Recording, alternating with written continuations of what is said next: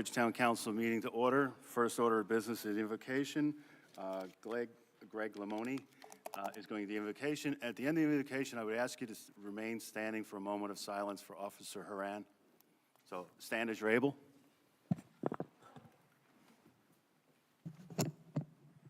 Thank you, I appreciate it. I'd like to start first by talking a little bit about Officer Mike Haran.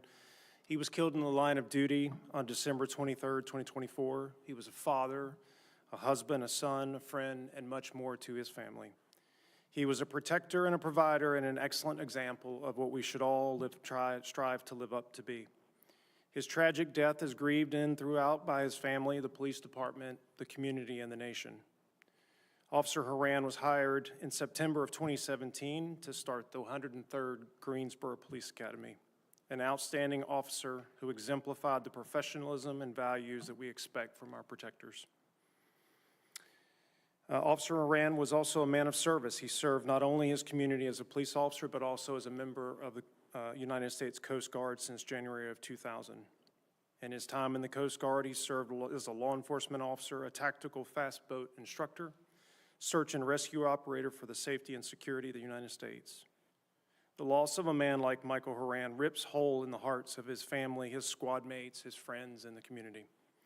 The city lost an excellent officer, the Coast Guard lost an honorable guardsman, but most importantly is his children lost a father, a wife lost a husband, and a family lost a pillar of strength. So our hearts are with his family during this difficult time. Sadly, the loss of Officer Haran is just another example of a senseless killing of a public servant. Much like the loss of a close friend of mine, Dale Nix, from this community who we lost last year. Sergeant Dale Nix was at the end of 2023. It's times like these that we must come together as a community, putting aside our differences, supporting one another, and certainly extending the love and sympathy and support for Officer Haran's family. If we could, let us bow our heads in a moment of reverence and reflection, please. We come from many backgrounds holding diverse beliefs and perspectives, yet we are united in our shared concern for our community and in the grief over the loss of a dedicated public servant. In this solemn moment, we acknowledge the weight of our purpose and the gravity of recent events. May we find within ourselves the strength to face our challenges, the wisdom to listen to one another, and the compassion to support those who are grieving over the loss of yet another local hero. Let us honor the memory of Officer Haran by recommitting ourselves to the ideals of justice, safety, and mutual respect that form the foundation of this community. As we proceed with the discussions tonight, may we do so with open minds and empathetic hearts. Let our words be thoughtful and our actions be guided by a shared desire for healing and progress. Together, may we work towards a future where all members of our community feel safe, valued, and heard. We now begin the town hall with a spirit of unity and a commitment to positive change. Amen.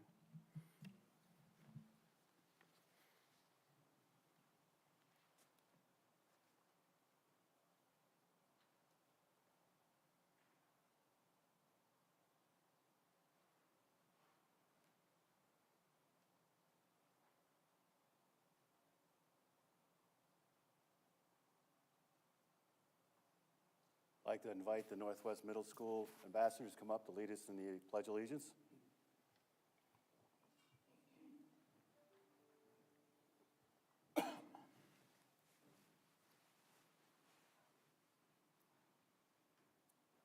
When you're ready.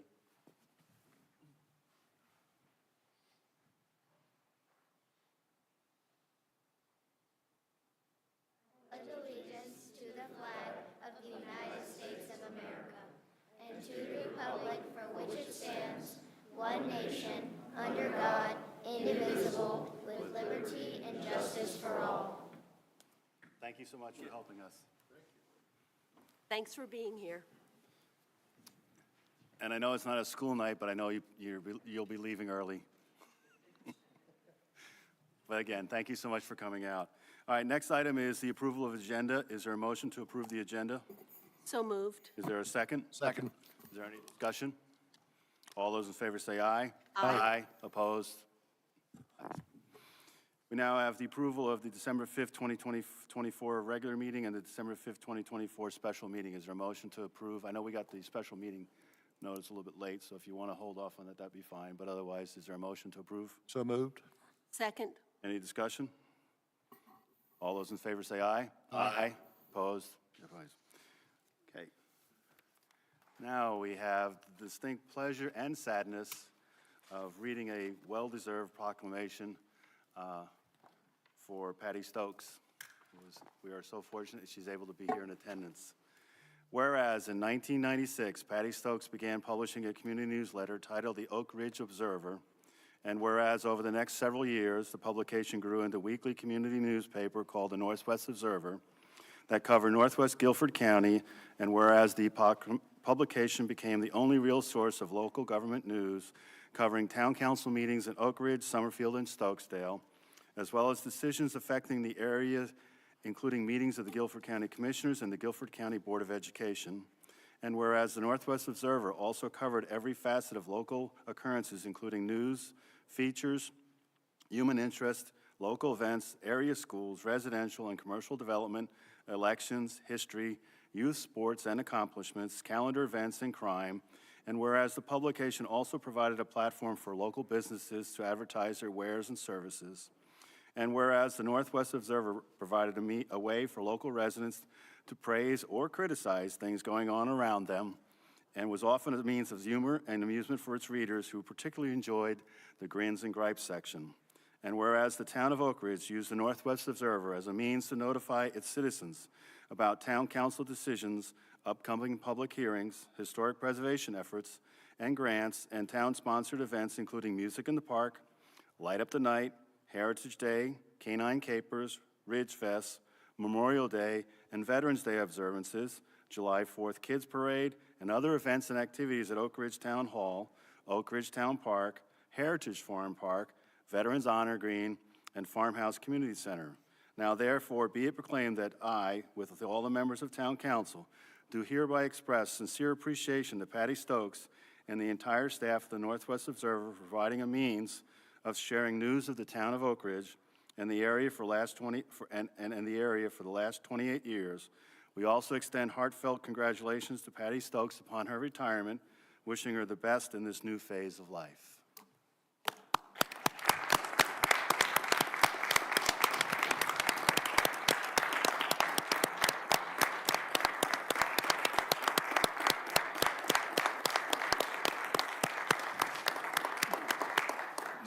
We're not done, Patty.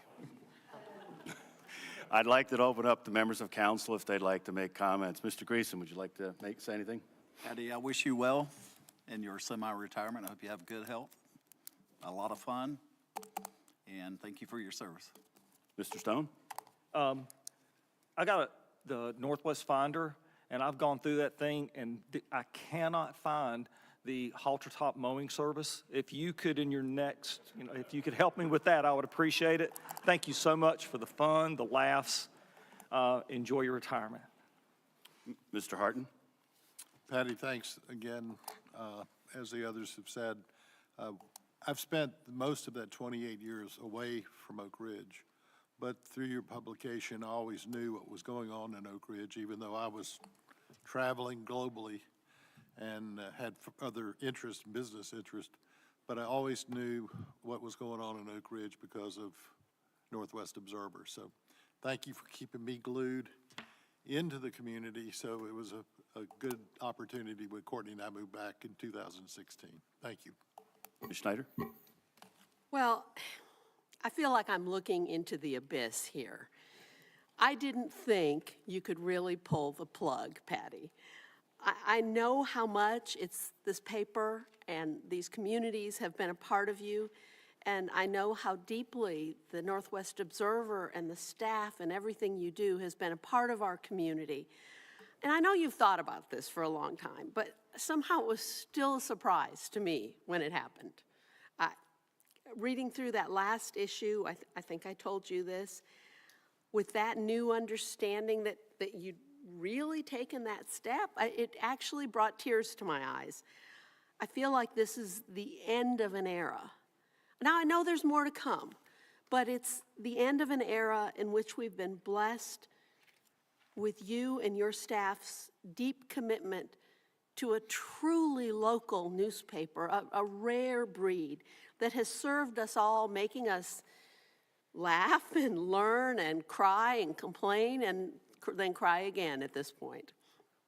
Looking back at my nearly 15 years of service in Oak Ridge as a committee member, a committee chair and council member and mayor, it's just hard to imagine Oak Ridge without your newspaper. It's older than we are at 28 years. And suffice it to say that neither our town nor our Northwest community will be the same without all of you and the Northwest Observer.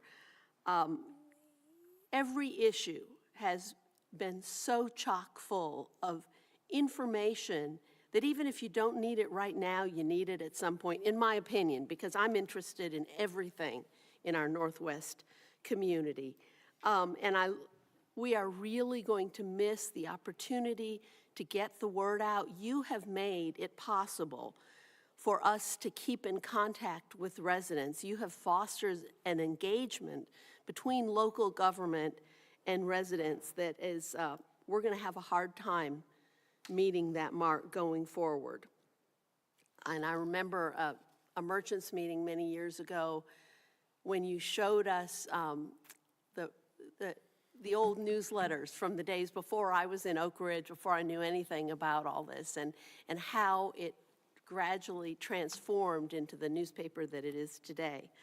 So I'm going to miss all that, but I look forward to the new Connect to Northwest Guilford, but I will always miss the relationships, the commitment, and the connections provided by the uniquely local Northwest Observer. Thank you to all of you.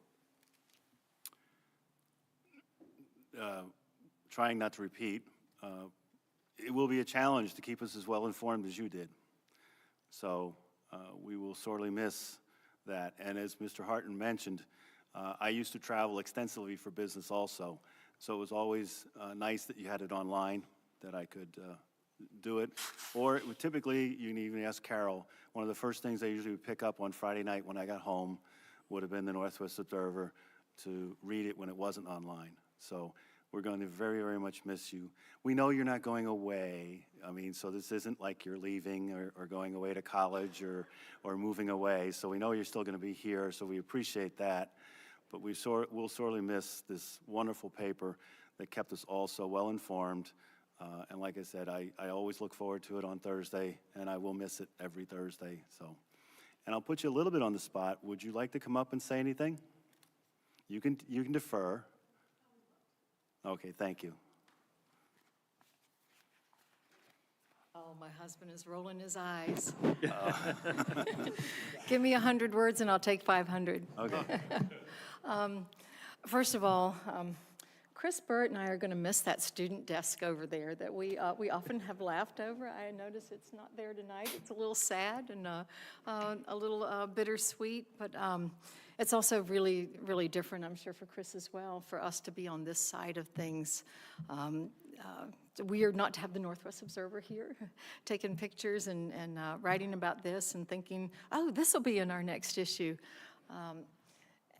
And with that, I want to say how touched we are. Some of my staff members are here. Chris Burt, who you know in this town, I've been blessed to have him for the last 5 years, and he covers the gritty stuff, the stuff that it's hard to find somebody at his writing level who will work for just a small, humble local newspaper. And he was a good find. Drove me crazy a little sometimes, but he's a great find and very, very professional.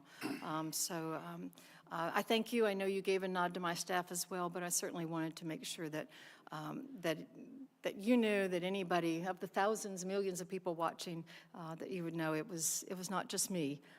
Yvonne Truhan, who has been with me since I think the second or third year out of 28 years. As you know, we depend on her so much that last year we stumbled and fumbled when she was diagnosed with cancer and had to leave us for a bit. But she's back and she's healthy.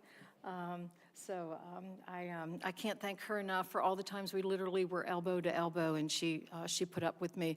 I think she was very grateful when we went to remote, so my elbows weren't jabbing her anymore. Laura Vanier, who was not with me the last year and a half, but was with me for many, many, many years, invaluable as an office manager, and then a marketing person, and then the many, many, many people who aren't here who were with us until the end, and then who at some point in our 28 journey were there, and they made their contributions along the way. So there were many, many of them. Obviously, a lot of reflecting at the end of a 28-year journey, but one of the things I just want to say is I never thought I would be somebody who would make a difference. It really wasn't in the forefront or the back of my mind. I started here in Oak Ridge because Oak Ridge was incorporating, and I was involved in the PTA, and that kind of overflowed in the community. And I just realized that people just didn't know what was going on. They didn't know about the efforts to incorporate and the reasons behind it. So I thought, well, if nobody else is going to do it, I will. So when people ask me, did you foresee what it was going to grow into? No. And if I had of, I wouldn't have done it. I would have felt very, very, partly not because of the obvious challenges, but also I would have recognized how ill-equipped I was to take on that job. But somehow, I hope I learned the lessons that I needed to. I certainly did learn a lot. It was hard. It was fun. It was rewarding, not necessarily in the bank account, but in many, many, many ways. And just a couple quick lessons that I learned. One is about covering town council meetings, and I think Chris knows this too. It was not our job to be your friend. It was not our job to be your enemy. We just tried to do what was right and be fair, and to give you a voice, but to give citizens a voice. So I hope I have a successor at some point.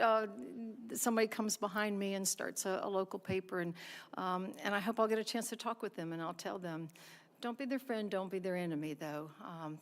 Just know that, know what your job is, and those people that you like and relate to the most, they're not always right. Those people that perhaps you don't like or don't relate to as well, they're not always wrong. So keep your ears open, and I'm sure you as council members know that as well. It's often said at the end of a journey, hey, it's been an honor, and I was trying to think of a better way to say that, but I couldn't come up with one, so I'll just say it was an honor. And thank you very much. This is an honor on behalf of my staff and all those who aren't here. Thank you so much. We will miss you. And yes, we will be here in a quarterly fashion. It will not be a Northwest Observer. We're not trying to substitute that, but we will still be around. And we value the relationships we've had with you in this community. So thanks for supporting us. Would you mind a picture or two? No? Who's going to take it? Bring the people. Bring up your staff. Bring up your staff. Sure. Yeah, come on.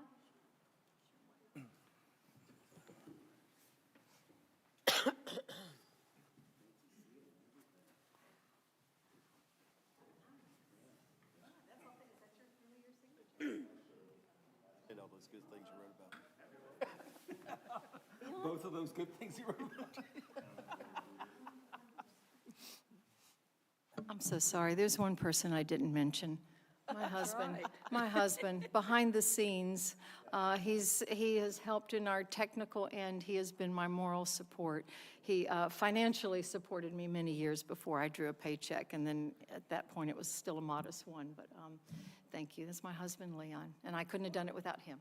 Hey, Leon. Yeah.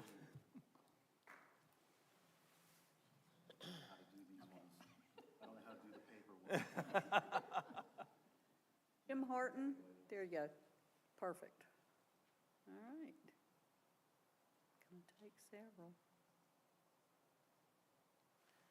And I'd like to say that there are probably not many people in this room who know what it is like to go through production of a weekly paper, from the concepts to layout to, everything there is to do, but I do. And so I can appreciate everything that you've done, everything that you've been through, and you've been wonderful for the community. So thank you. And thank you all, because I know you didn't do it by yourself, but you had staff members that were behind you and helping you all the way. So congratulations on retirement.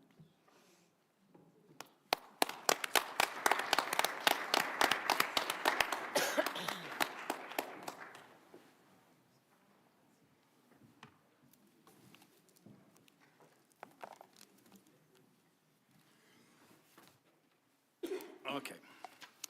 I don't believe we have a representative from the Guilford County Sheriff's Department, do we? But we have the crime statistics in the back, if you'd like to take a look. Do we have a report from the Oak Ridge Fire Department? You're going to get a chief substitution tonight. Assistant Chief Sam Andrews, Oak Ridge Fire and Rescue, 1829 Oak Ridge Road. The department is down on a wreck on Highway 68, as our lawyer can, and Bill also. So, and Mike's nodding his head as well. So they're tied up right now. One brief statistic, the department exceeded 1,000 calls in the calendar year of 2024. So we've been running quite heavily. One day in December, we actually had 8 calls in 24 hours, including a multi-car wreck and what came in as a structure fire, which thank God was not. But anyway, that's what's going on right now. Now, message we need to give you, I always seem to be the one that's here whenever a storm is coming. So some of you have heard my little thing on this. The storm is coming, okay? We've got great help. Guilford County Emergency Management sent notification today. They're going to activate the Emergency Operations Center tomorrow at 3 p.m. With the window open, they may open it sooner. Guilford County Emergency Services they're part of that. Guilford County EMS is preparing. They've already, in fact, I saw the email within the last hour and a half. They are preparing for winter operations. Fire departments are preparing for winter operations. So that's what we're doing to come help you. We'll get there. But what we would like to ask you to do is prepare for the storm. Now, if you're not from down south, that means everybody needs to run to the grocery store, get 1 loaf of bread, a gallon of milk. I got a friend from New York City that asked me, what are we planning to do? French toast, but we didn't get any eggs. He said, I don't know what it is about you guys, or yous guys. But anyway, seriously, make sure you got some food, make sure you got water. More importantly, if the power goes out, the ubiquitous old farm thing, fill your tub up with water and get you a small bucket so you can still use the toilet. Make sure that you've got some water in a pot or whatever. If you've got a gas-powered stove or whatever, make sure that you've got some water there that you can cook with, some food. But most importantly, if the power does go out, please do not bring any kind of open flame heater, a gas heater, gasoline and kerosene heaters inside. They give off carbon monoxide and it can kill you. Please do not run drop cords all through the house to heaters. If you've got an electric heater, plug it into an outlet. Running it through drop cords increases the load and can start fires. The other thing that we would ask that you do, please stay home. They have salted the roads, but if the weather is like they say, with snow, but more importantly with the ice and the potential for black ice that we're getting advice on up to Monday morning, please stay home. If you do have to drive, drive slow. If you come across any kind of a downed line, please don't touch it, dial 911. It may be the cable, but I would rather us come out and find out it's the cable line than you walk over and try to move it and it's a power line. Also, if you are anywhere in the community and you see cones or fire tape blocking the roads, please, we didn't come out and put it to make a decoration. It's a danger. Please do not get out of your vehicle, move it, touch it, or drive through it. If we block a road, we don't take that very lightly, but it's because of safety. Hopefully, we will come through this without any ice and trees down, any damage like that. But we would just ask that everybody please stick close to home, stay in, stay warm, and hopefully all the power will stay on and everybody can just have a nice quiet time at home. And it would not bother me if I didn't have to get out other than to feed the cows. But the guys are ready. So know that if something does happen, we're ready to go, EMS is ready to go, and law enforcement's ready to go. But if anybody has any questions after the meeting, please grab me and I'll be glad to answer any question I can. But we appreciate y'all's support for the fire department and your cooperation if we do have a bad scene for helping us out. Thank you. Thank you. Thank you. We now open up the first public comment section. This is where you have 3 minutes to speak about anything you'd like. All we ask you to do is raise your hand, be recognized, come up and state your name and address, and you have 3 minutes. Anyone who wishes to speak? Yes, ma'am, in the back. Oh, good.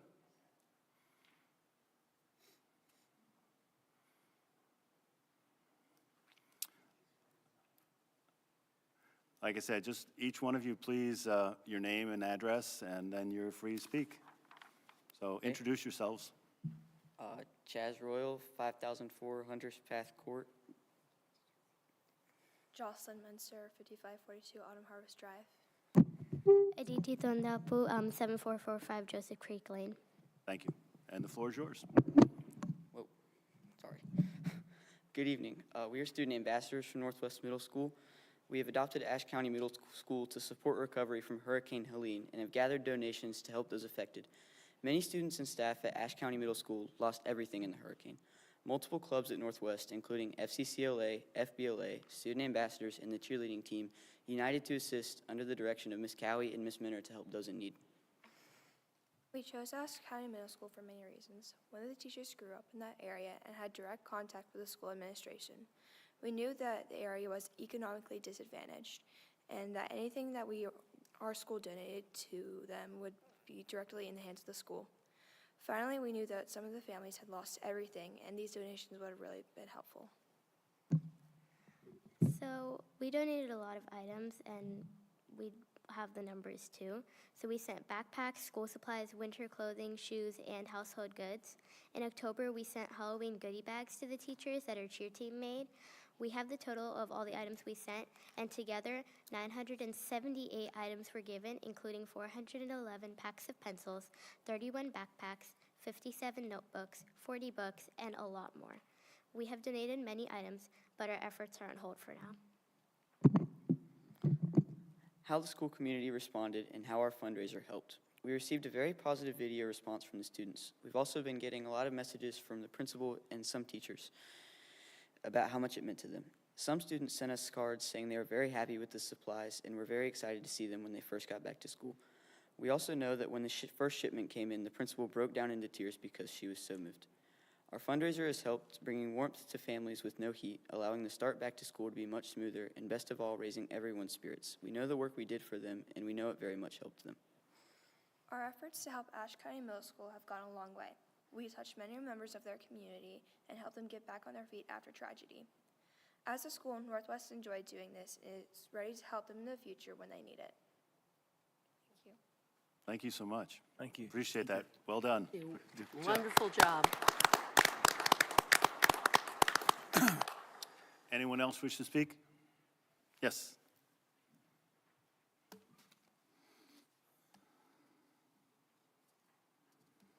Good evening. Philip Southern, 6409 Hollow River Drive. Go ahead. Okay, thank you. For those of you that have not met, I'm the incoming president of Oak Ridge Youth Association. I just wanted to say a couple things as I am now 9 days into this position. I do want to thank the town. I want to thank town council and staff for what you've done for us. I've been with the Youth Association for 5 years. Of an association that has been around for 35 years. And we are what I would consider the envy of our local communities. And I think that's in part to what you've done for us when it comes to facilities, your staff, your services that you're providing, and what we are doing through programming. I think that partnership is what has grown to us being a 9-sport organization with hundreds and hundreds of volunteers, with tens of thousands of community service hours that are happening each year. So I do want to thank you for what you've done for us. It has been very important. I do have a couple of asks. The first one is be patient with us, right? Like I mentioned, we're comprised of hundreds and hundreds of volunteers, tens of thousands of hours, right? The second is be patient with me, right? As the president, I am one of those volunteers. And I say that rushing from coaching a middle school basketball game to be here tonight so I could speak in front of you. The third thing I'll ask you for is to fight a losing battle with us. And that may sound like a strange thing, but that's what we're up against. That losing battle is time. Time to spend with our kids. Time for one more practice. Time for one more round of hitting, one more round of shooting, one more life lesson, one more smile, one more deep conversation. That's what we're up against. It is a battle we are going to lose, but it is a battle we will continue to fight against time. We always want more time with our kids. We always want more time on the fields. We always want more time with them to spend as time is fleeting with them. Your services, your staff, your facilities, they absolutely help us fight this battle. So please help us continue to fight this battle. I'll also say, well done to our students. I think I picked a good night to come. That's a tough act to follow, but well done. Thank you for being here tonight. Thank you. Thank you. Thank you for all you guys do, too. Thank you. Anyone else wish to speak? Yes, sir.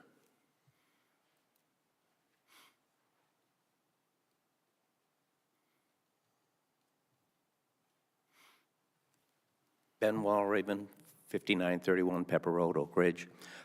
Just want to kind of follow up on the old business area consideration approval of request to record all committee and public meetings conducted by the town. You've had a couple of months to think about this now and the ramifications associated with requiring that unnecessary recording, seeing as the meetings have stated formats and all the committees follow those formats. And being a volunteer in the town, I'm convinced, and we actually have evidence in the Special Events Committee, that if you record, we're going to lose volunteers. So please take that into consideration as you ponder this issue. Thank you. Thank you. Anyone else wish to speak? If not, we'll close out that session. We'll move on to old business, consideration approval of facility fee schedule and farmhouse community center policy. We've received the changes back from the Parks and Rec as requested last month. Is there a motion or comment that we'd like to do on this? All right, I could do Yes, two. Mr. Harden. All right. I would like to move that we approve the revised policy that's been brought to us tonight. We asked for patience from the Park and Rec Committee, but I ask that we approve with the following amendment, and that is with the expectation of a review of the farmhouse usage data 6 months out from opening and 1 year out from opening. Review to the town council. And my understanding from talking with Brock. You might want to end your motion, then we can have a Okay, discussion. that's the motion, but I would just say that I understand that now with MyRec, that should not be an onerous exercise to get that usage data, which should make it pretty easy to accomplish. Is there a second? Second. And discussion. Mr. Greason? Doesn't he get to start? I apologize, you're right, yes, I apologize, yes, I still have a little trouble with that. Mr. Harton, you made the motion, so you have the first say. I just wanted to make sure that everybody knew that my understanding, MyRec makes this a pretty easy request. Any other comments? Mr. Greason? No comments. Mr. Stone? No comments. Ms. Snyder? Well, I have to make a comment. Approving a generous discount period for our seniors should have been a slam dunk 2 months ago, mostly because our seniors deserve it. But instead, it's taken this council 3 months and lots of discussion to approve a reduced schedule down from 32 hours per week to 18 hours per week, finally. I mean, about to, it sounds like. And keep in mind, everyone, that these times are not reserved only for seniors. They're simply available to seniors at a discount while also being available to everyone else. And of course, I do agree that we can get check-ins, and we have the ability as council, which the attorney agreed with me last month, is we can do at our pleasure at any time.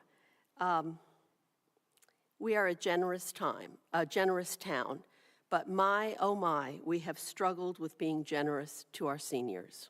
Thank you. Yes, it took a little bit of time. At no time did anyone really, I don't believe anyone ever suggested that we did not want to do something for the seniors. So that portion of it's gotten a bit distorted that I don't recall any one of us ever saying that we did not want to do something for the seniors. If I recall incorrectly, I'll stand corrected. But it was just people wanted to take a closer look at it.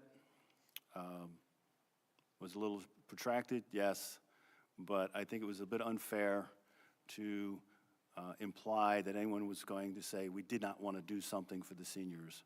So I think that's a bit unfair to imply that there was any intent to cut it off there. So with that, though, we have a motion to approve the policy. Any further discussion? All those in favor say aye. Aye. Opposed? The ayes have it. Next is consideration approval of request to record all committee meetings and public meetings conducted by the town. This was something that Mr. Greason asked us to put on the January meeting, so I believe it's appropriate for him to lead off the discussion if he's so inclined. You know, I have very few comments. I think it's something that's going to come. When it comes, I'm not sure. Not trying to run anybody off. I can count to 3, so I think the people should be able to, at least for 30 days, to view or listen to a recording, so in case they can't make it. So that's my comments. Mr. Stone? Yeah, the state law is pretty clear. State law, and I can quote but I won't. Public body must maintain full and accurate minutes of sessions. When a public body meets, it shall keep a general account so that a person not in attendance would have a reasonable understanding of what has transpired. Such accounts may be written narrative or video or audio recording. Such minutes and accounts shall be public records within the meaning of the Public Records Law. So, and I'm like Mr. Greason, I can count to 3, but the reality of it is the majority of this council has stated openly that they want to expand the accessibility and the transparency to the citizens that have physical limitations or personal or business or community commitments that would prevent them from attending. There's been comments by people about if you want to know what's going on, then you talk to a committee member. That's absolutely backwards.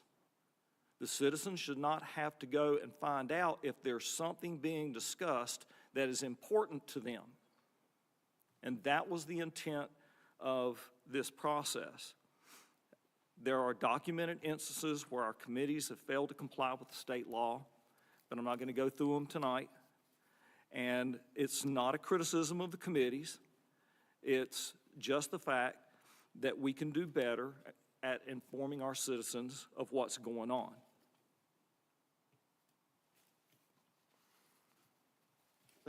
Mr. Harden?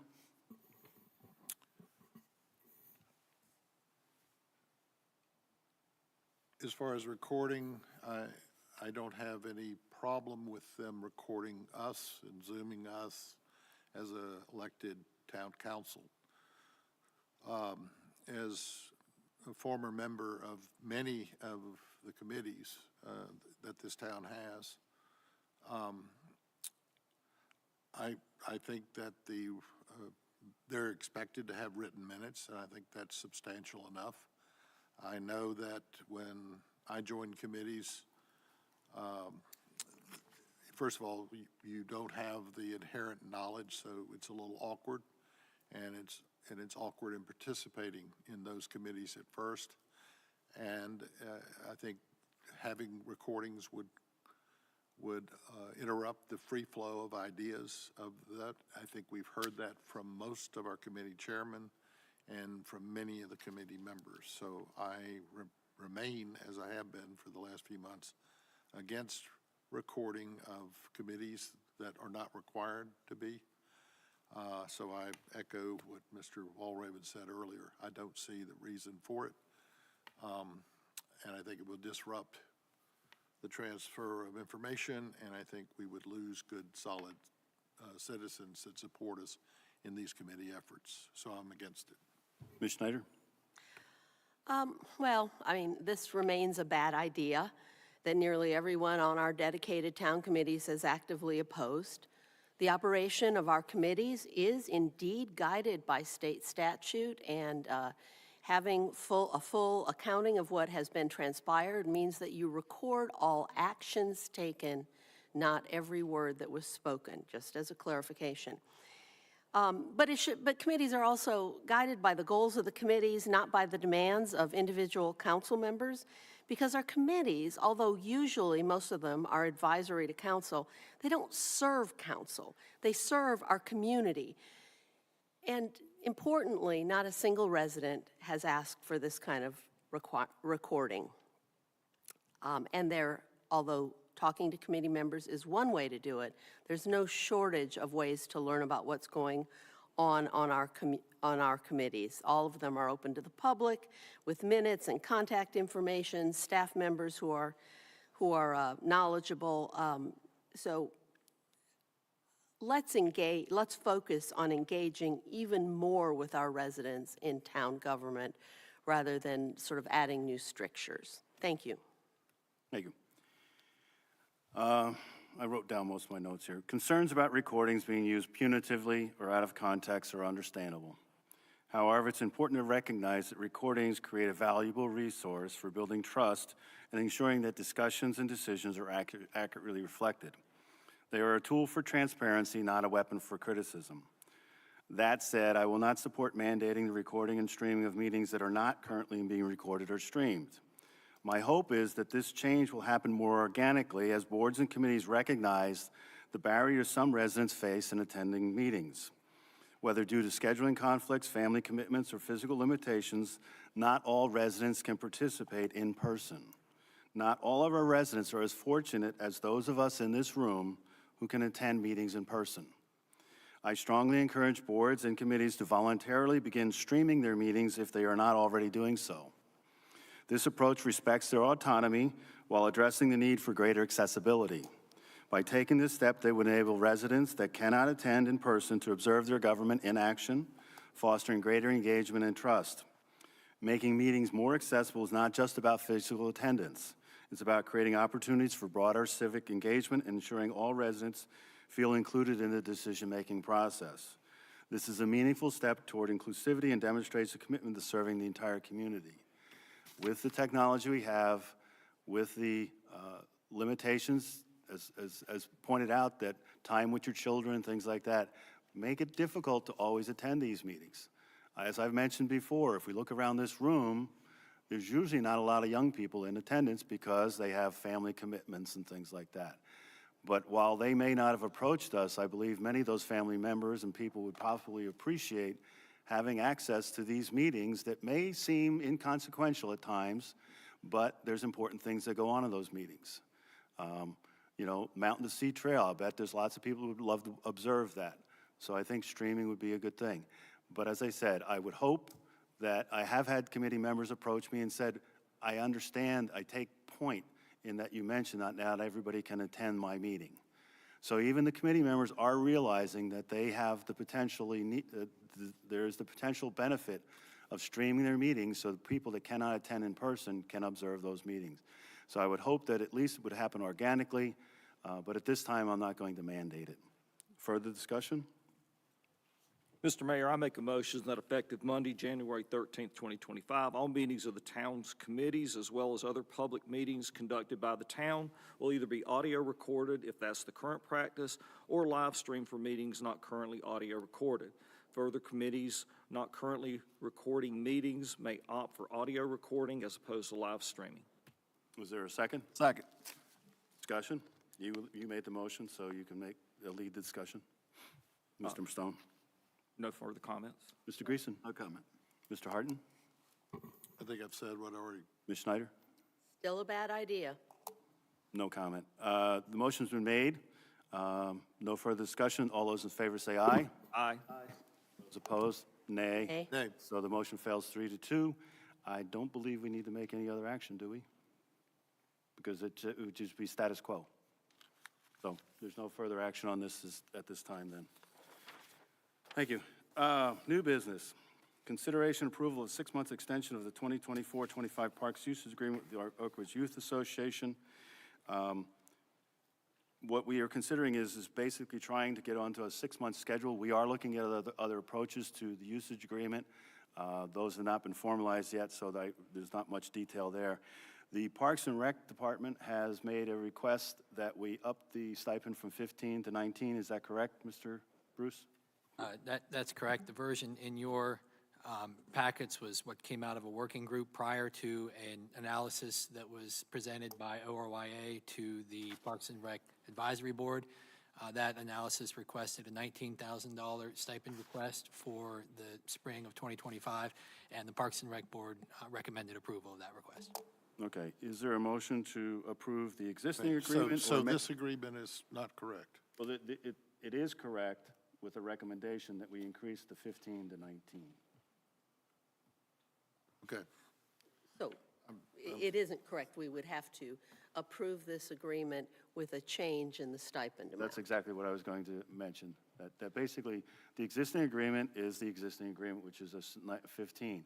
Parks and Rec has made a recommendation that we modify the agreement to make it 19 for the period of the agreement. So we either can approve it with the 15, or we can approve it with modifying it to make it 19. Well, the problem I have is I don't understand what's the difference. What's the reason that they're making that? This I can approve, but I don't have the clear understanding of why it's moving from 15 to 19. Would That- you like? That wasn't yes. there this afternoon when Yeah, we read through it? Actually, we have a representative of Parks and Rec. Could you maybe give us the reason why you're recommending to us why we should increase the stipend from 15 to 19? Certainly. Adrian Eckernod, 5679 Timber Trace Way. So that was presented at the meeting, was the first we'd heard of that. It was presented by ROA to increase that. So you have my notes here. So we had much discussion on that. We voted and ultimately decided to make the recommendation for the increase of 16 with the understanding that that does not guarantee that the renewal, a new contract, because this is only for 6 months, so the 12-month one would have been 30. That's how it has been in the past. So if this was a 6-month, it would have been 15. But by increasing it to 19 for them to work with the new president and the new leadership they have at ROA, but that does not necessarily guarantee that the next contract would be that continuation of an increase. So we could consider giving a less amount on the next extension for the contract, so it's still only 30. So it still keeps it in line. It's still less than the 30 that we've normally agreed to. They're basically just asking for more of a credit right now as they're trying to get the organization kind of in check. There was a lot of discussion on that with us, but we kind of landed on the recommendation being that it's still less than the 30. It just kind of gives them that much more here in the spring for us to kind of figure out new usage, new fees that might pertain for a new agreement. If that gives any clarity, I know there was. Well, it sounds like what you're suggesting is you're supposedly borrowing from Yes. a possible agreement in the future that may or may not exist. They're asking for an increase off the board, but that conversation can be had with the new contract that'll be discussed during the 6-month period while we do this temporary extension. As Mayor Kenneman said, we've been asked to also look at alternatives Yes. past this 6-month agreement at 15.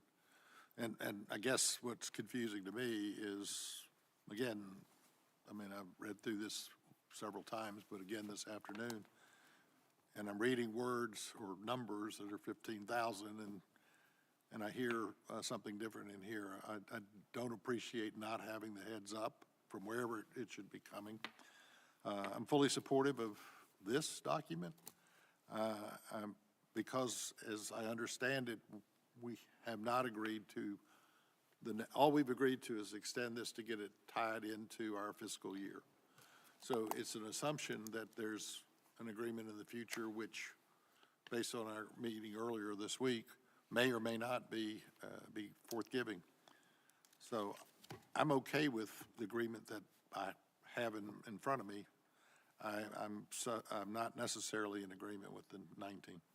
I can state that there was, I have it in my notes here from my board report, there was much discussion, and we definitely need greater clarity is needed for a new contract in regards to ORWA's coordination and with the town park and the fees and the collection of those.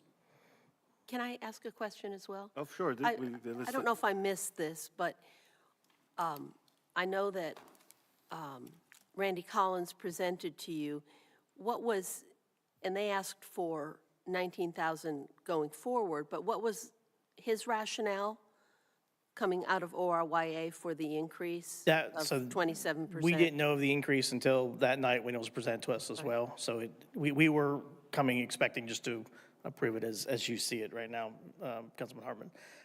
So the recommendation from ORYA was they're, I guess, behind on financially on some areas with the new leadership, new president, and other individuals. They're trying to get it better organized. There's been some kind of miscommunication as far as the uses of the fields and other areas to where we're trying to make sure they have the proper funds. They are definitely exceeding the funds. We have a lot of questions as far as how much are residents and non-residents, and there's a lot of questions about those fees that's kind of really what drives a lot of it. There was a lot of conversation with that last year when we came to this current contract we have now. And there's still a lot more conversation needs to be had, which is why we felt the 6 months extension made sense to also get in line with the fiscal year, but that a lot needs to be discussed about is the 30K stipend currently what's needed, and how does that break down, particularly as it pertains to the resident, non-resident fee collection. Good. I hear that, and I was happy to meet Mr. Southern Tuesday, and found him to be a very straightforward and honest individual. I still, in my opinion, and I think by now everybody knows I'm kind of a data-driven guy, and I like to see the reason and rationale presented differently. So I repeat, I'm fine with what's here at 15. I don't think I have the understanding for the additional 4. I'm not saying that's not the right thing, but I think for me as a councilman, that's a surprise, and I think I need to see more clarity on that. I know that, and Mr. Grease and I are going to have a lunch with Mr. Southern end of next week, but maybe by that time I would be happy to look forward in another meeting to maybe the other 4, but right now I don't have the understanding to say, oh yeah, throw another 4 in right now. I'm not saying without further understanding I might be able to move forward, but not at this time. There was definitely, I'm sorry. Oh, no, go ahead. There was definitely a consensus among the Parks and Rec Board that we wanted the same clarity you're asking for, and that is not available. That was not presented to us. Okay. Ultimately, where we landed with our discussion was it's still less than the 30. So if you wanted to stay in the 30, which is what the original contract would have been, we simply would not have the 19 in the next contract that would be after the 6 months, still keeping it within, 30,000 annual spend. So that was the reason why we ultimately landed, to kind of give them the benefit of the doubt. It was kind of presented similar as the comments earlier, was to kind of give them the benefit of the doubt. And that's kind of where we landed, was let's kind of give them that extra leeway now. But we do need to see more clarity, as you've stated, as to why and what those funds particularly are for. Any questions over here? You know, I thought we all got this Tuesday when we were in the meeting. It was mentioned there was going to be a Parks and Rec recommended a $4,000 increase. I mean, if we're not happy with the numbers, it can always be changed to equal out to the same number in January or in June, July. So to me, they haven't had a chance to get us all the numbers yet, and I don't see why we can't approve it. Like I said. Well, you and I both were asked earlier this week to look at alternatives. If we're looking at alternatives, which was the assignment we accepted, that also means that alternatives could be chosen And if an alternative is chosen, there isn't 30. There's, and I'm not saying we'll get there. I'm just saying that we were asked to do a job which basically says this agreement's in place, extended and in place for 6 months. But at the same time, we were asked to look at alternatives, which you agreed and I agreed to do. I didn't do that thinking that there was already an assumption that we had an extension beyond July. Our job was to look at alternatives and come back to the council with recommendations of what we discover in the next couple of months. So again, I'm perfectly happy with the 15. You bring me some data in the future, I might be willing to say, okay, yeah, I understand. We'll throw the extra 14 into this 6-month agreement. But I don't like the concept of assuming that that there's already 30 in the can. And I'm not being hard on that. I'm just saying I think that's the situation that I've been asked to look at things by the council this week. So I'm happy with what was in front of me and what was in the package. I would be happy to get further understanding and have that opportunity next week, and with Parks and Rec. But right now, if this I'll accept, 19, I would have to vote against. You have anything, Mr. Stone? Yeah, as Mr. Greason pointed out, Tuesday, we got the details. Inflation costs are up. Everybody knows that. Costs of supplies have gone up. Oak Ridge Youth Association has seen tremendous growth, and it's seen growth in some areas where you would think that growth is just simple growth, but it's not. Growth in one sport costs more than growth in another sport. So there's growth, but growth means more kids. More kids means more field usage. More field usage means more cost. So there's a logic behind this process. And again, I think we heard all that on Tuesday. The alternatives won't be available until July anyway. So we're talking about an agreement that will run us through the end of June. And I think that there's been a lot of work done by Parks and Rec to flesh out all the details. They've worked well with the Youth Association, and I see no reason to delay moving forward with what they've presented to us and their recommendations. To clarify, Lou, we didn't spend a ton of time on it, but we did discuss that they were going to request 19,000 the other day on Tuesday. We didn't spend a lot of time on it, so I can understand where it may have not have completely registered fully. And we could have had a little bit more notice about it. We could have had I think a memo from Parks and Rec would have been more appropriate to kind of highlight that they were going to recommend the 19,000. So yes, there was a little bit less information. I normally would say, yeah, let's wait a little bit and get the information. We'll approve 15 and do 4,000 later. I would much rather bite the bullet right now and approve it, because they're moving into their registration period and things like that. So, and we pushed them really hard that they need to get their budgeting process in order. So I think it would be appropriate that we let them know that now that we're going to give them $19,000 worth of real taxpayer dollars. That's the important thing, is this is $19,000 of real taxpayer dollars. So I you know, while probably getting notified about it was a little bit flawed, I'm willing to accept that Parks and Rec is here explaining why they approved the 19. So right now, I would be in favor of approving the agreement with the modification of changing the 15 to the 19.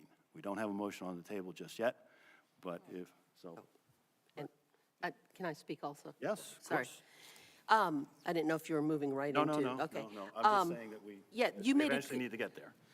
You made a good point that this is real dollars, and I don't have any more questions for you, so I don't know if anybody else does.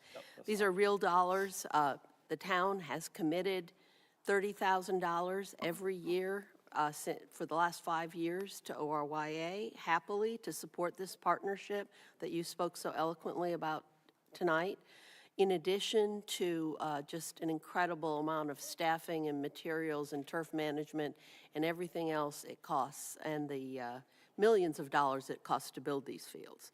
But I'm willing to support this request for a few reasons. First, I do appreciate the time and care that Parks and Rec took to discuss it. I'm happy that you were here to say more about that. I actually asked for a copy of the draft minutes from Parks and Rec today so that I could get a better view of that. And yeah, probably we needed a memo in our packet, but you know, nothing's perfect.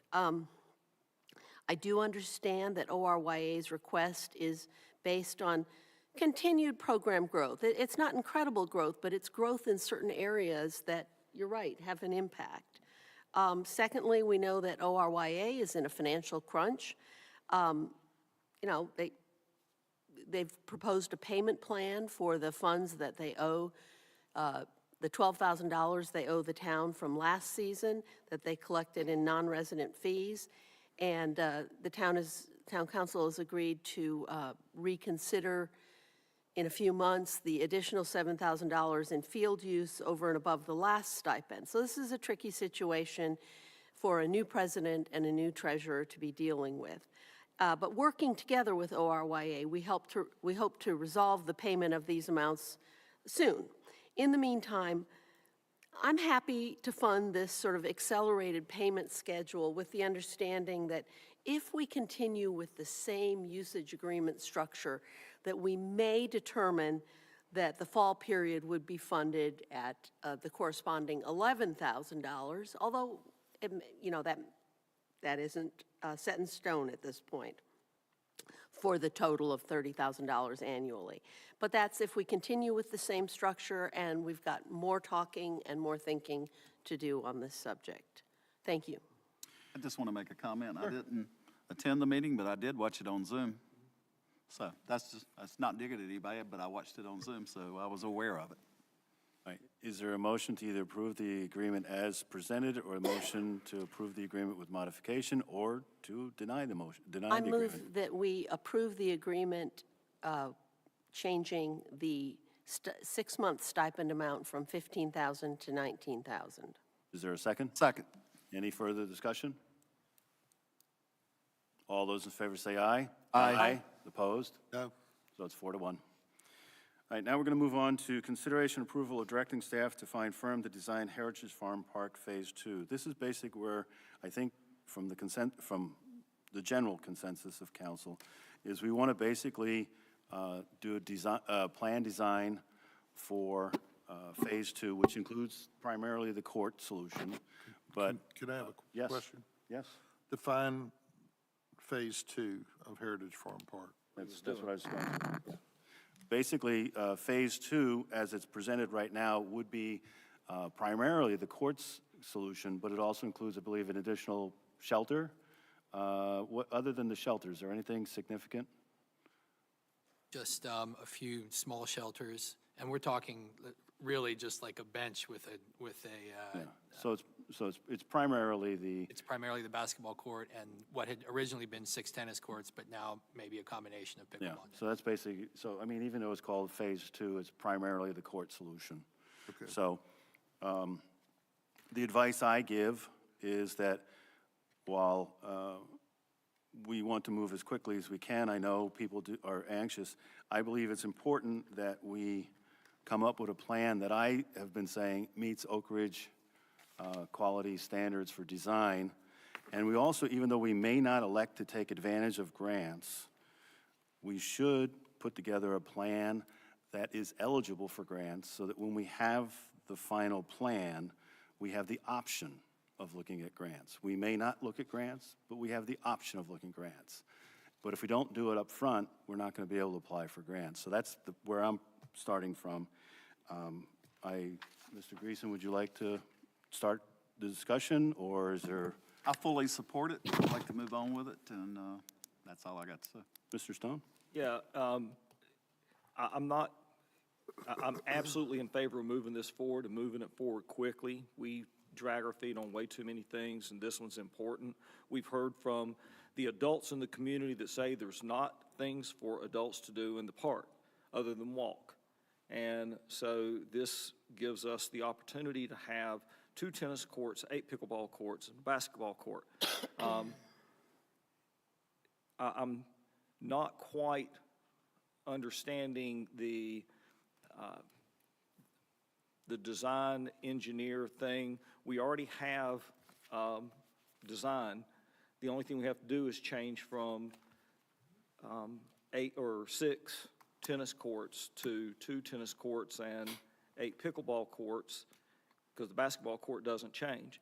It all fits in the same 128 by 120 footprint that we've already got a design for from McGill. So again, whatever it takes to move forward and move forward quickly, I would ask that we even look at the design build process the state of North Carolina allows us to do to further increase the opportunities to move this project forward. So whatever it takes to move the project forward, let's do it. Mr. Harden? I'm in agreement that we should be looking for opportunities to advance the court solution, which is the way I think of this. That's why I always get confused with phases. At the last year's capital improvement plan, these courts were out, correct me, but 6 years out. And I'm okay with looking for ways that bring those things forwards. That could include if rates do come down, maybe looking at loans. I'm not opposed to looking at that as a possible solution. But I also think that one of the clearest things that we could do as a town council is make sure that we develop a plan that allows us to apply for ARPA funding.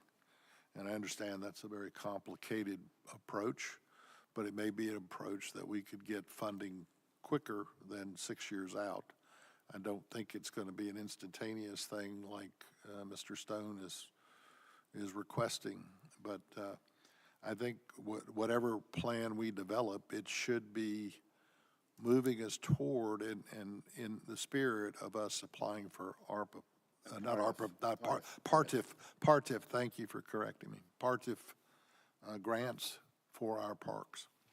So that's where I think the majority of the money should be coming from.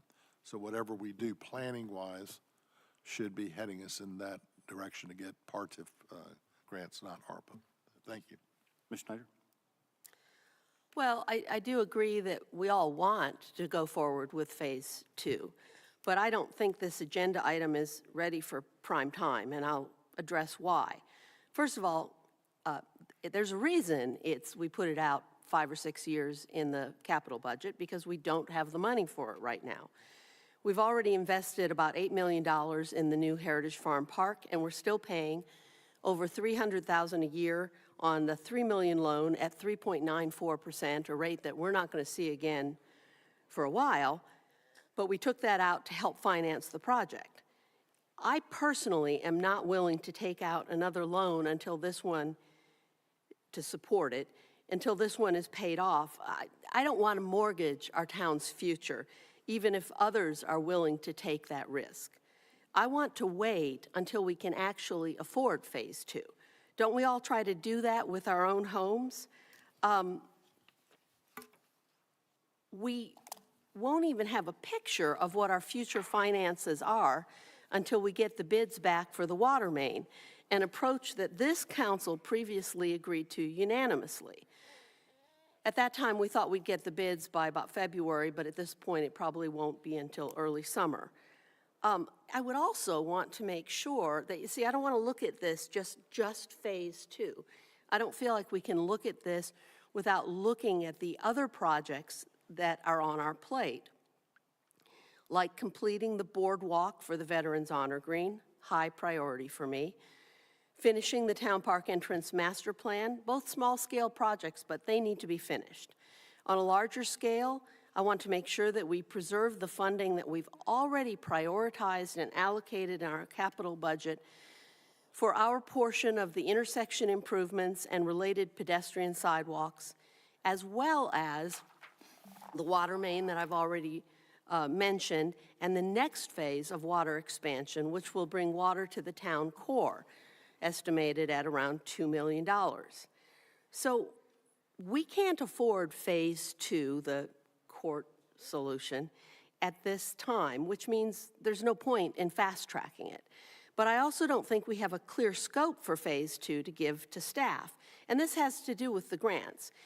We have the opportunity to seek recreational grants like Part F for phase 2, but to take this approach, what we need to do is to direct staff to research those grants, because I don't think they know what our scope is at this point, and find out what we would need to do to be eligible.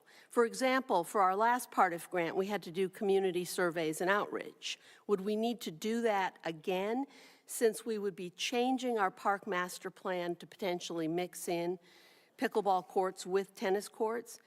How exactly, Mr. Stone said he has a way to do it, 6 and 2 or whatever it is, but we haven't made that decision. How do we make that decision, especially with community input? What kind of surfaces are best to use?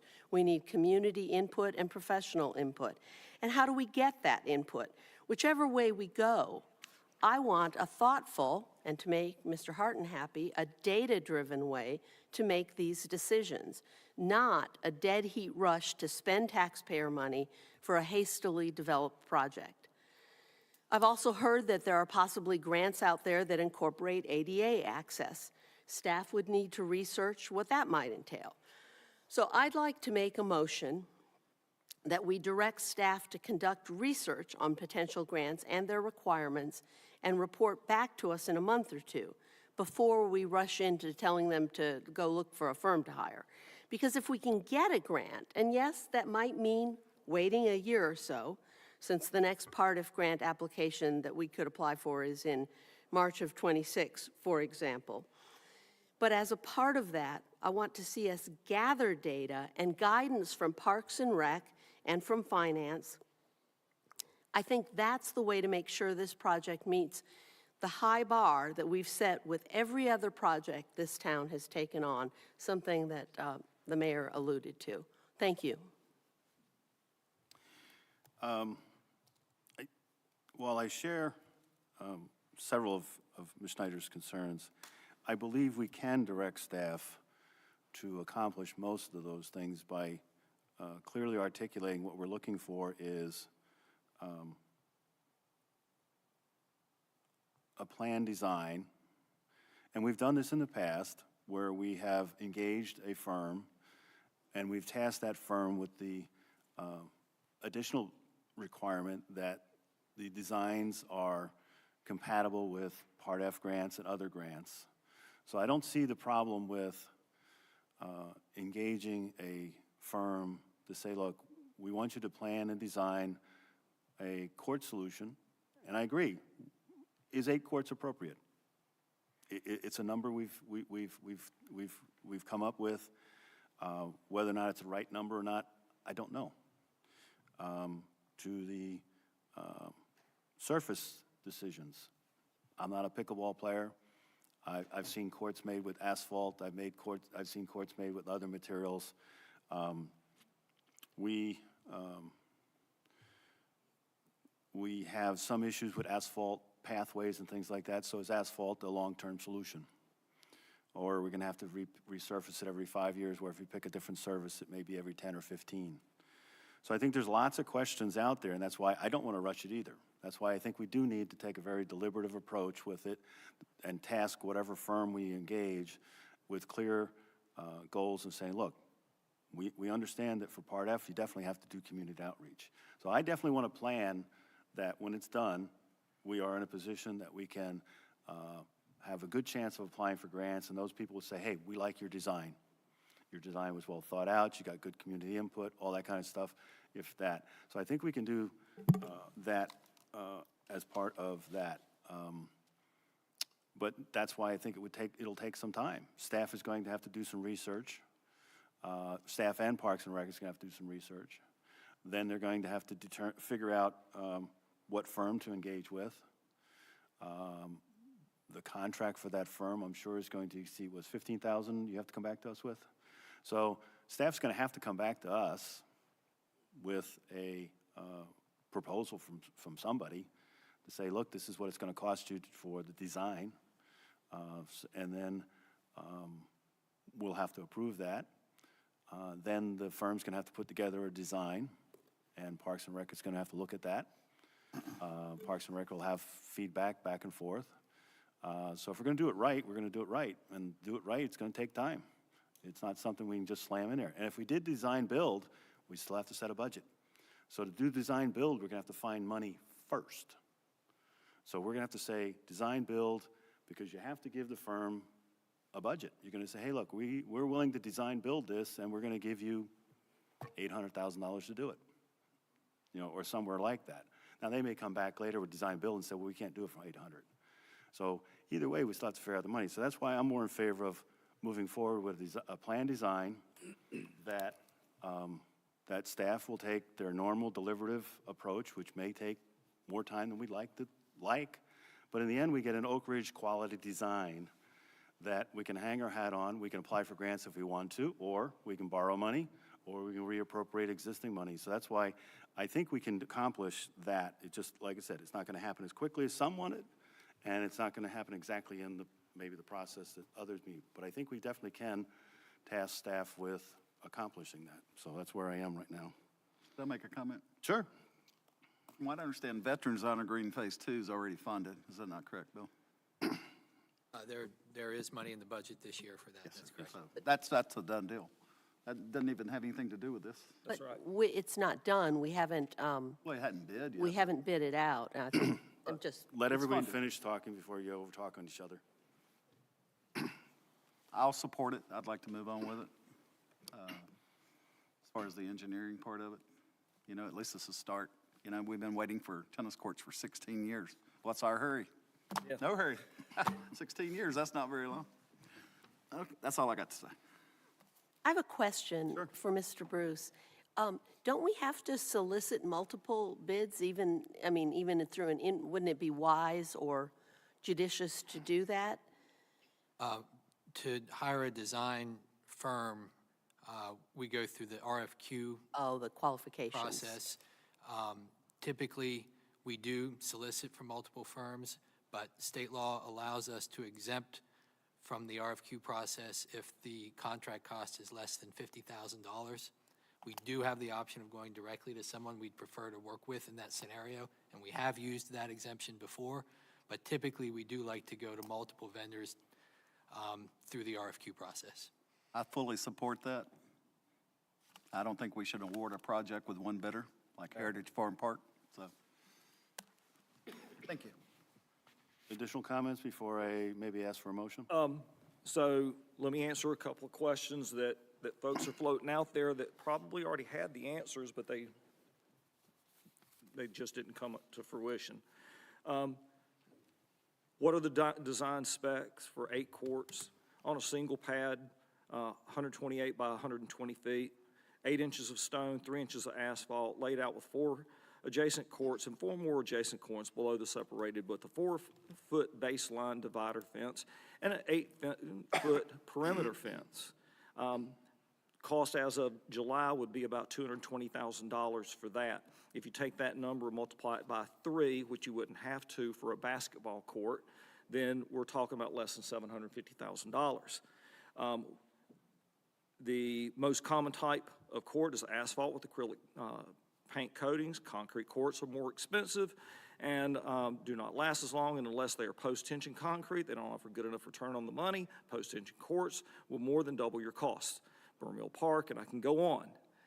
This is not information that I had to make up. I just made a couple phone calls and was able to get the information. I've talked to Winston-Salem. I've talked to Kernersville. I've talked to Greensboro. I've talked to Stokesdale. The information's out there. If we just want to drag our feet, then don't go get the information. I'm going to get the information because that's what the citizens deserve. As far as the money and talking about, where are we going to get it from? The town puts away $500,000 a year for a rainy day fund. Yeah, $500,000 a year. What are we going to do as far as spending and worrying about closing up some of these projects? We spent over $800,000 so far on the Redmond House. I'm just saying that it's less than $800,000 to build sports courts. As far as Part F, I want to make sure that the taxpayers remember this. What members of this council are talking about with Part F is that a year from March would be the first chance to get a Part F grant. And if awarded, you wouldn't break ground until the summer of 2026. That's what's being discussed as far as taking a slow approach. I want everybody to remember that. I'd like to point out once again that the farmhouse, the historic Stafford Linville tenant farmhouse, received grants totaling $380,000.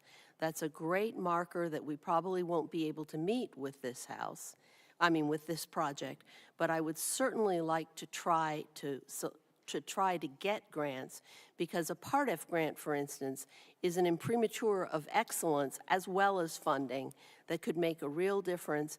And I think if you look at our CIP, you'll see why we put it out a couple years, because we have a lot of competing priorities, both for our funds, most importantly, but maybe also, just as importantly, for our staff time and management time. We can't turn on a dime in a town. I know, in our house, we can make a quick decision, and we can maybe make a quick decision to take out a loan, but even when I've tried that, it never goes as quickly as you think it should. So I think it's realistic to say that we can construct phase 2 within a couple of years. It isn't a 6-month project. It isn't even a year project when you consider hiring a firm and finding the funds for this project. And to some of the points, I understand that there are any number of existing courts out there that we can look at and say this is how they built them. But regardless of whether or not it's that we know that we need 4 inches of this and we can do it with asphalt, we still need to put it down on paper with specific dimensions, specific lists of materials. I have talked to a couple different people with pickleball. They're not all in support of asphalt. So I think we do need to go through a period of examination to see if that's the most appropriate surface that we want. I believe as part of that, the design firm also needs to consider noise. When we visited Jamestown, one of the reasons they said they are not going to do pickleball is because of the noise. Now, they have a unique situation. The noise would be next to a golf course. So it's unlikely that the golfers would be appreciating the noise. But we do have, those courts are going to be right next to an ADA-compliant playground. Have we thought about the noise that's going to be generated by the pickleball courts when you have children that may be, I can't think of the right word, where they're impacted by environmental sounds and things like that. There's a better term for that. So those are the things, some of the things that we need to address. And I would think that as a design firm, they would be able to address some of those issues and say, well, this is how you deal with it. Now, maybe as simple as just requiring quiet paddles.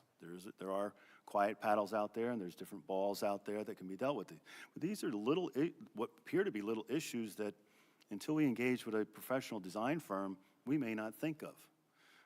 So that's why I believe it does need to. Now, this isn't a pothole in front of Town Hall that has to be filled tomorrow.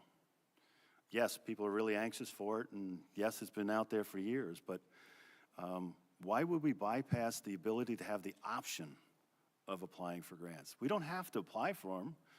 So when we get the design, when we're done with the design, we can look at that design and say, hey, do we want a grant for this? No, we don't. We'll borrow some money. Or magically money appeared. It gives us the option. And this is taxpayer money. I realize all the all the grants are taxpayer money. But Part F grant means that we can get some money from a broader spectrum of taxpayers. I realize we need to be very respectful of that money. That's why I don't treat it as just magic money, but still, if I have the opportunity to get some Part F money, I'm going to take the advantage of it. So if we have a plan that's eligible for grants, we have the option. Without doing that work, which maybe it will extend the design phase a month or two maybe, or I don't know how long, but it means that we have the option of applying for a grant. So why wouldn't we take advantage of that? I believe, like I said, until we get the real design, we can't really picture exactly how things are going to cost and stuff like that. So what I'm just saying is that we just get the design together. When we have the design, we then can start talking about how we're going to finance it. But until we have a design, we can't even talk about how much it's going to cost because we really only have anecdotal data right now about what it might cost to put in. Because what about the fencing? What about lights? What about the surface? What about the tennis, basketball courts? Are we going to put in that? So, I mean, we have all these ideas. I've looked at my brother's tennis courts and pickleball courts, so I've seen the different options. But like I said, I just think we should right now say, look, let's not worry about how we're going to pay for it at the moment. Let's put a shovel ready to get a design together and then think about how we're going to pay for it. Can I ask a Yes, question? sure. Just quick, it won't take Yeah. a second. Part F, is that federal or state? State. Do you think we're going to get any state money after Western North Carolina? No, or the mountains? Part F grant is funded separately. It's funded, it's a trust fund. Okay, Yeah, okay, I so- didn't know that. Yeah, so no, it's, So that's, Right, we probably won't get money from representatives, you know, that's not going to happen. But some of these preservation, park trust funds and some other specially funds directed toward recreation are possibilities. and in the past, you know, we've gotten minor, minor's not the right word because it's significant, but the county commissioners have contributed funds at times too, which may be not huge amounts, but, you know, $50,000, $75,000, $100,000, still $50,000, $75,000, $100,000 is not coming from our fund balance. It is taxpayer money, it does come from our taxes, but it doesn't come directly from our fund balance. So that's where I am, but I'd like to draw this to a close if we can. If there's further conversation, please, I'm not going to stop you from talking, but I'd like to say I think we're going over a lot of the same territory, and as you know, I can ramble on forever.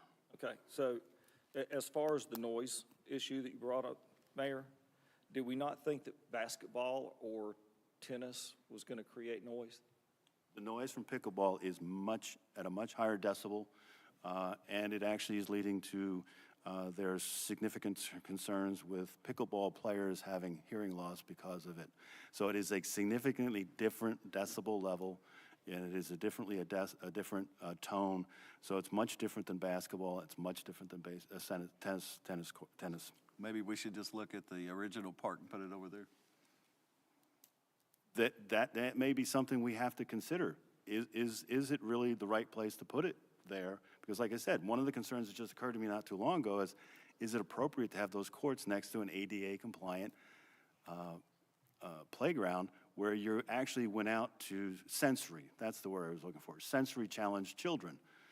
So that's a good question. Have we answered that question? Is it appropriate to put that noise and that activity next to an ADA compliant playground where you have sensory challenged children that may go like, this noise is sending me crazy? So that would be a big thing, is whether or not it's right, even after all our planning, is it really the right place to put it in this park? Maybe we should be finding another place for it. So that's the kind of things that we haven't even thought about that a design firm would probably help us out with.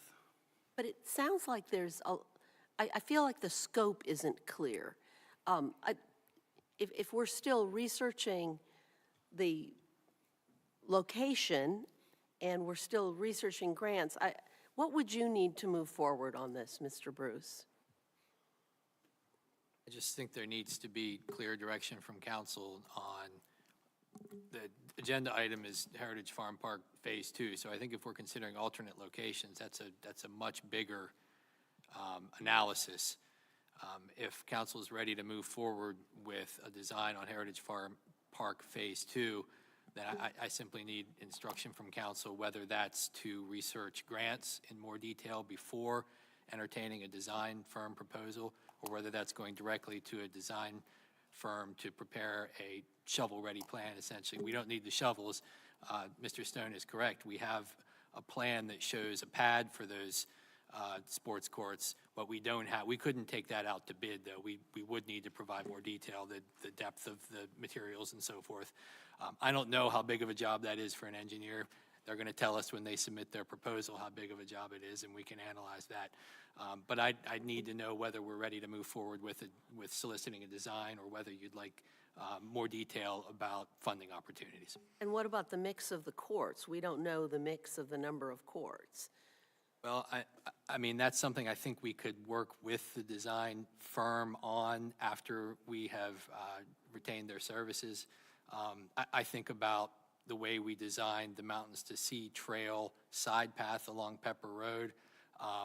We initially thought it was going to be a sidewalk, but as we worked with the designer, it morphed into more of a sinewy kind of pathway that had a different surface, so the scope sort of changed. But they gave us input on that, and it was helpful.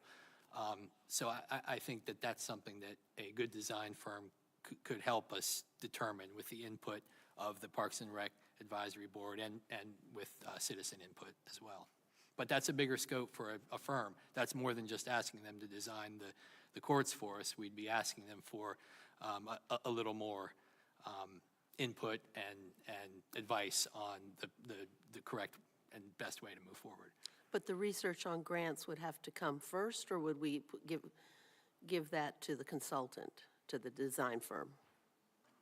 Yeah, and that's what we did with the Phase 1. I mean, McGill did everything for us. Okay. They helped us with the Part F application and with the design. And that was my assumption, that basically this design firm would be able to take those things into consideration. A bigger firm would, yes. Yeah.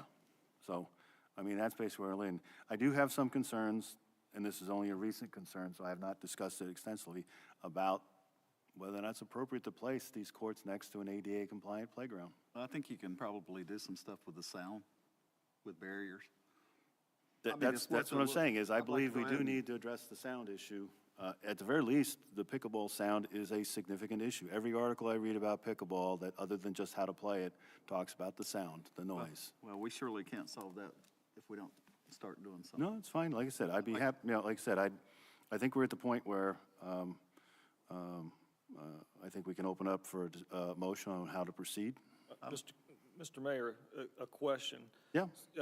You had mentioned taking these progressive steps. So how long do you see this process taking?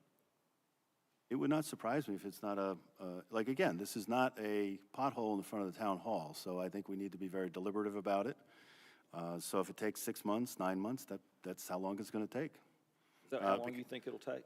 I don't know, because like I said, just to engage the firm is probably going to take 4 to 6 weeks at least, if not more. So have you any idea well, let's see. I don't know, what's another project that we could look at that we could give an idea of how long it took to go from design to here's the plans? It's really difficult to tell because I don't know what the capacity of, I can reach out to firms, and some firms are looking for work, but many of them are not. And we've found that when we've been looking for help on some engineering issues that we're dealing with at Heritage Farm Park, it's difficult to find firms that are willing to do that kind of work. I'm not saying that's the case here. I mean, there could be specialized firms that do this kind of thing. And a smaller job like this, they may be able to fit into some larger work, but it's hard. That's going to be dependent on availability of firms to do the work. And then once they do that, they're going to have to put a proposal together, and then we're going to have to put out an RFQ. It's a 2-year process. I don't know if it's going to be a 2-year process, but If we're going to wait for the grants. no, like I said, we're not getting to the point where we're going to see how we're going to fund it. We're going to get to the point where we have a plan. And at that moment, we then can decide whether or not we're going to apply for grants, we're going to borrow money, or we're going to do something else, or we may decide that it's something that we're going to wait on.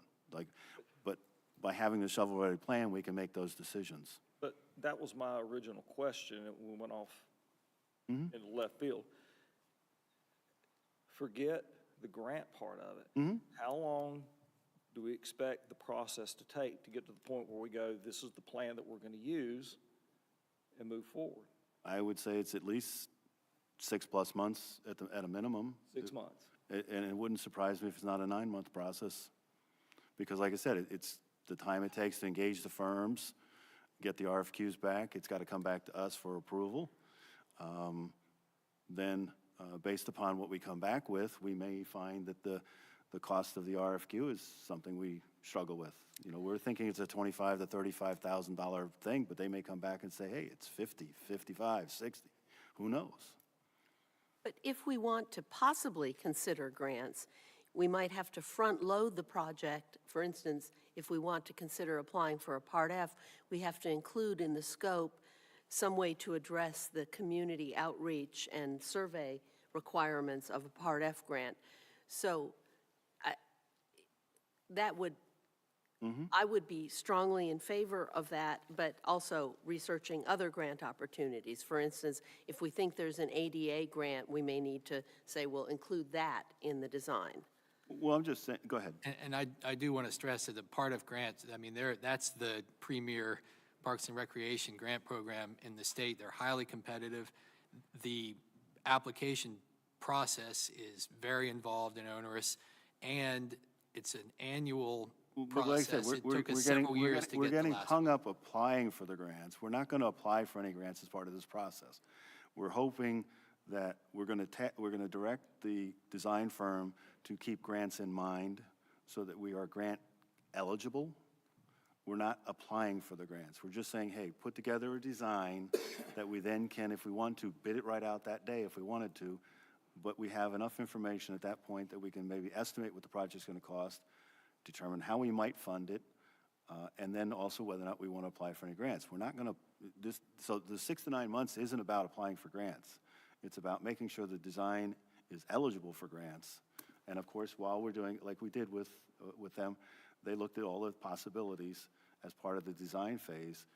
At the end, they say, hey, look, here's your plan, or design, whatever you want to call it.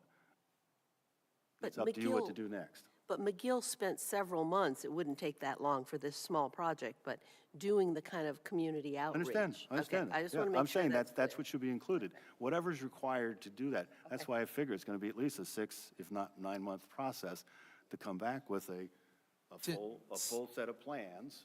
Simply doing the design would be would be shorter. Simply doing the design without having to do the sort of community survey outreach work that Part F would require would take less than 6 to 9 months. It still could take 4 to 6 months realistically, but it would be a faster process than preparing for the possibility of applying for Part F, because we would have to take some initial steps. I understand that, and that's why I'm saying I think we need to do that so we at least have the option of applying for grants.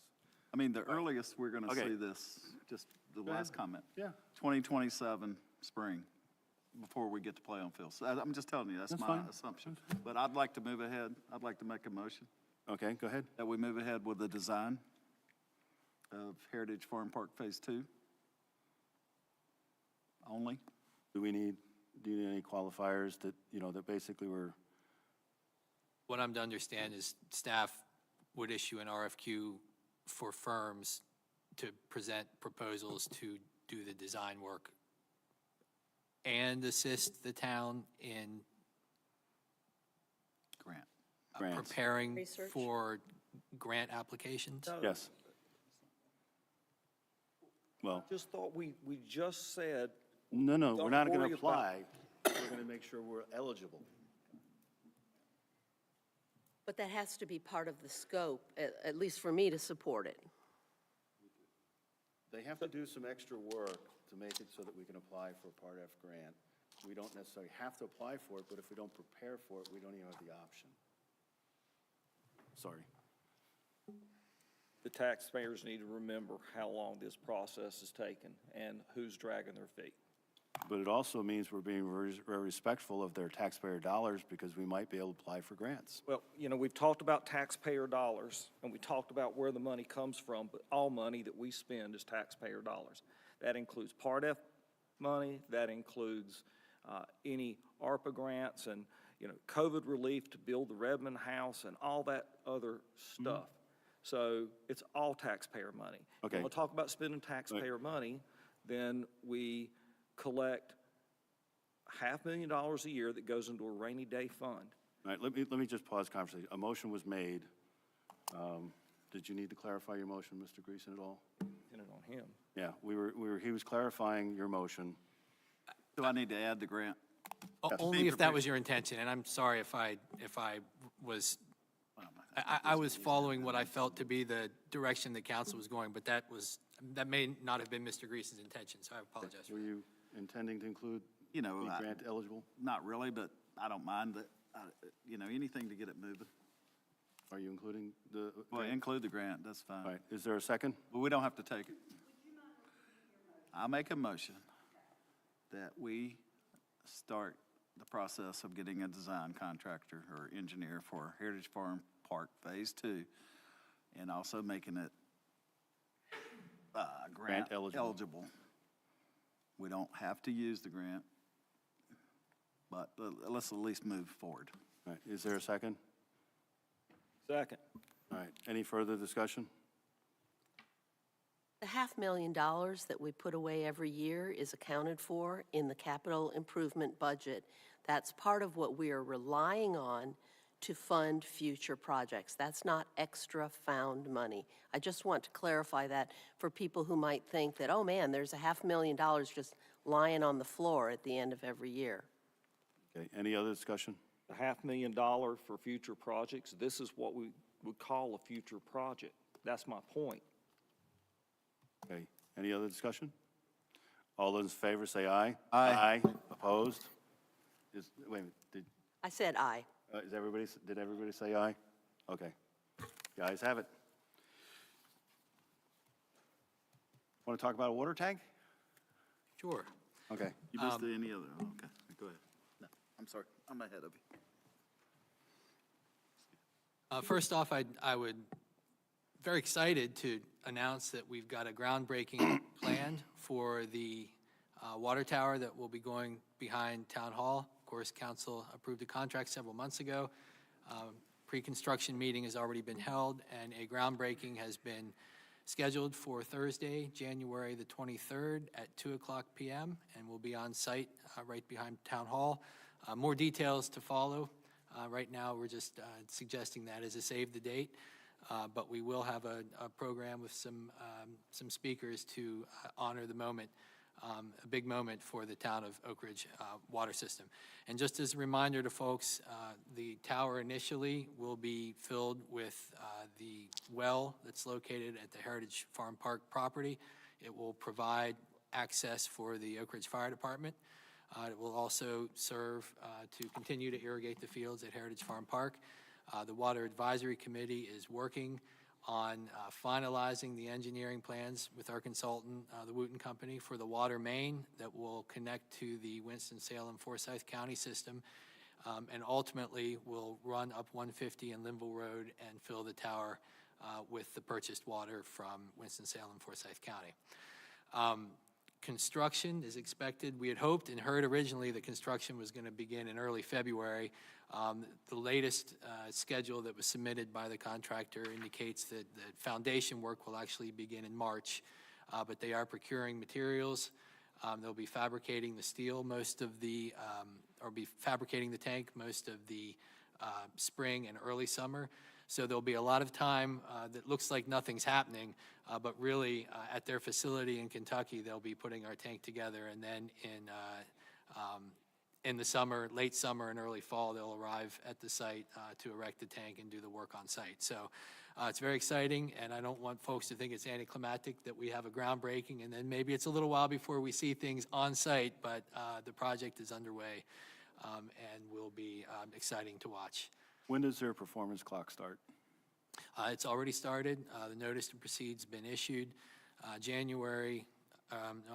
December 31st of 2025 would be the completion date. Okay. So it's a full 365-day process. We're working with the contractor on the construction access. We're hopeful that we can maintain a pedestrian access between Heritage Farm Park and Town Park that's outside of the project limits. We're still working on those details. And there may be a slight change to the design to accommodate that, but that's something that I'll keep council informed of. Any other business? I'd also like to say, just in terms of the ORYA agreement, it's my job to make sure that council's fully informed of everything's on the agenda. And in this case, that didn't happen. So I'd like to apologize to Mr. Harton that what got in the packets was not the most up-to-date information. And I didn't make sure that everyone on council had the same information. That's my job. I don't want you to assume that the Parks and Rec Board somehow that there was that information didn't flow to you. That should have come through me, so I apologize for that. And moving forward, we'll make sure that we're providing all the detail in terms of memos and background that's needed. So wanted to make sure that council knew that. Thank you. Finance report.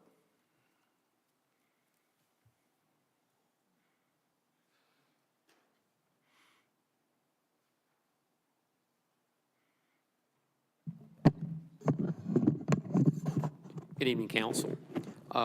Before I give you the invigorating financial report, while sitting, I did have a text come in, or not a text, an email with a further update.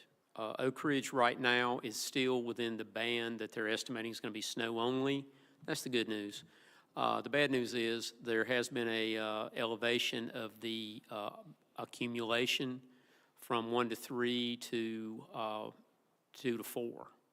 So a little bit stronger, and that's the bad news. It is a little bit stronger, but the good news is it's still got mostly snow. The ice accumulation is still rated at somewhere between 100th and 1/10th. But if you got to have this, we're in a whole lot better shape than the band below us. They've got the state divided into A, B, and C. We're still in the A band, but the storm looks like it is sliding a little bit north. But that's the latest. Right now, they're still forecasting 3 p.m. tomorrow, and the county's going to activate the emergency operations tomorrow at 3 p.m. as of 15 minutes ago. Okay. Now, if the weather doesn't bore you to death, the financials. Overall, fairly strong month. We have received information of wire transfer of $126,815.60 from December. Motor vehicle taxes of $9,400. Total transfer is going to be $136,216. Information that came out to the fire department was that due to the way the holidays fell, some of the taxes were, while they were mailed in, they were not processed until after the January 1 holiday. So on top of people paying through the 6th, which was Monday, they did acknowledge that due to the mails and the holidays, there was tax payments coming in. So they're forecasting a stronger January than they had initially forecasted. And concurrently, we've had slightly weaker December. So they are on top of it and things are working. For the month of December, we ended with $3,213,000 in assets, liabilities of $70,000, fund balance of $3.142 million, of which rounded 1.4 is undesignated, and the remaining 1.7 is designated. We had revenues of $447,198.29, and expenses of $452,273.86, decrease in fund balance of $5,075.57. Behind the breakdown of the expenses is the holdings at our 3 banks, Truist, Bank of Oak Ridge, and Piedmont Federal, and then the supplementary schedules are behind that for water fund, debt service, and our fixed assets. But overall, fairly normal for this time of year based on history. We will, following history, we will have a substantial collection of taxes in January. Then we will have some residual that will taper down. We received, for revenues this month, everything was the monthly sales and property tax distribution. We had interest for December, was still fairly strong. We had tap fees and water usage fees through the Water Enterprise Fund.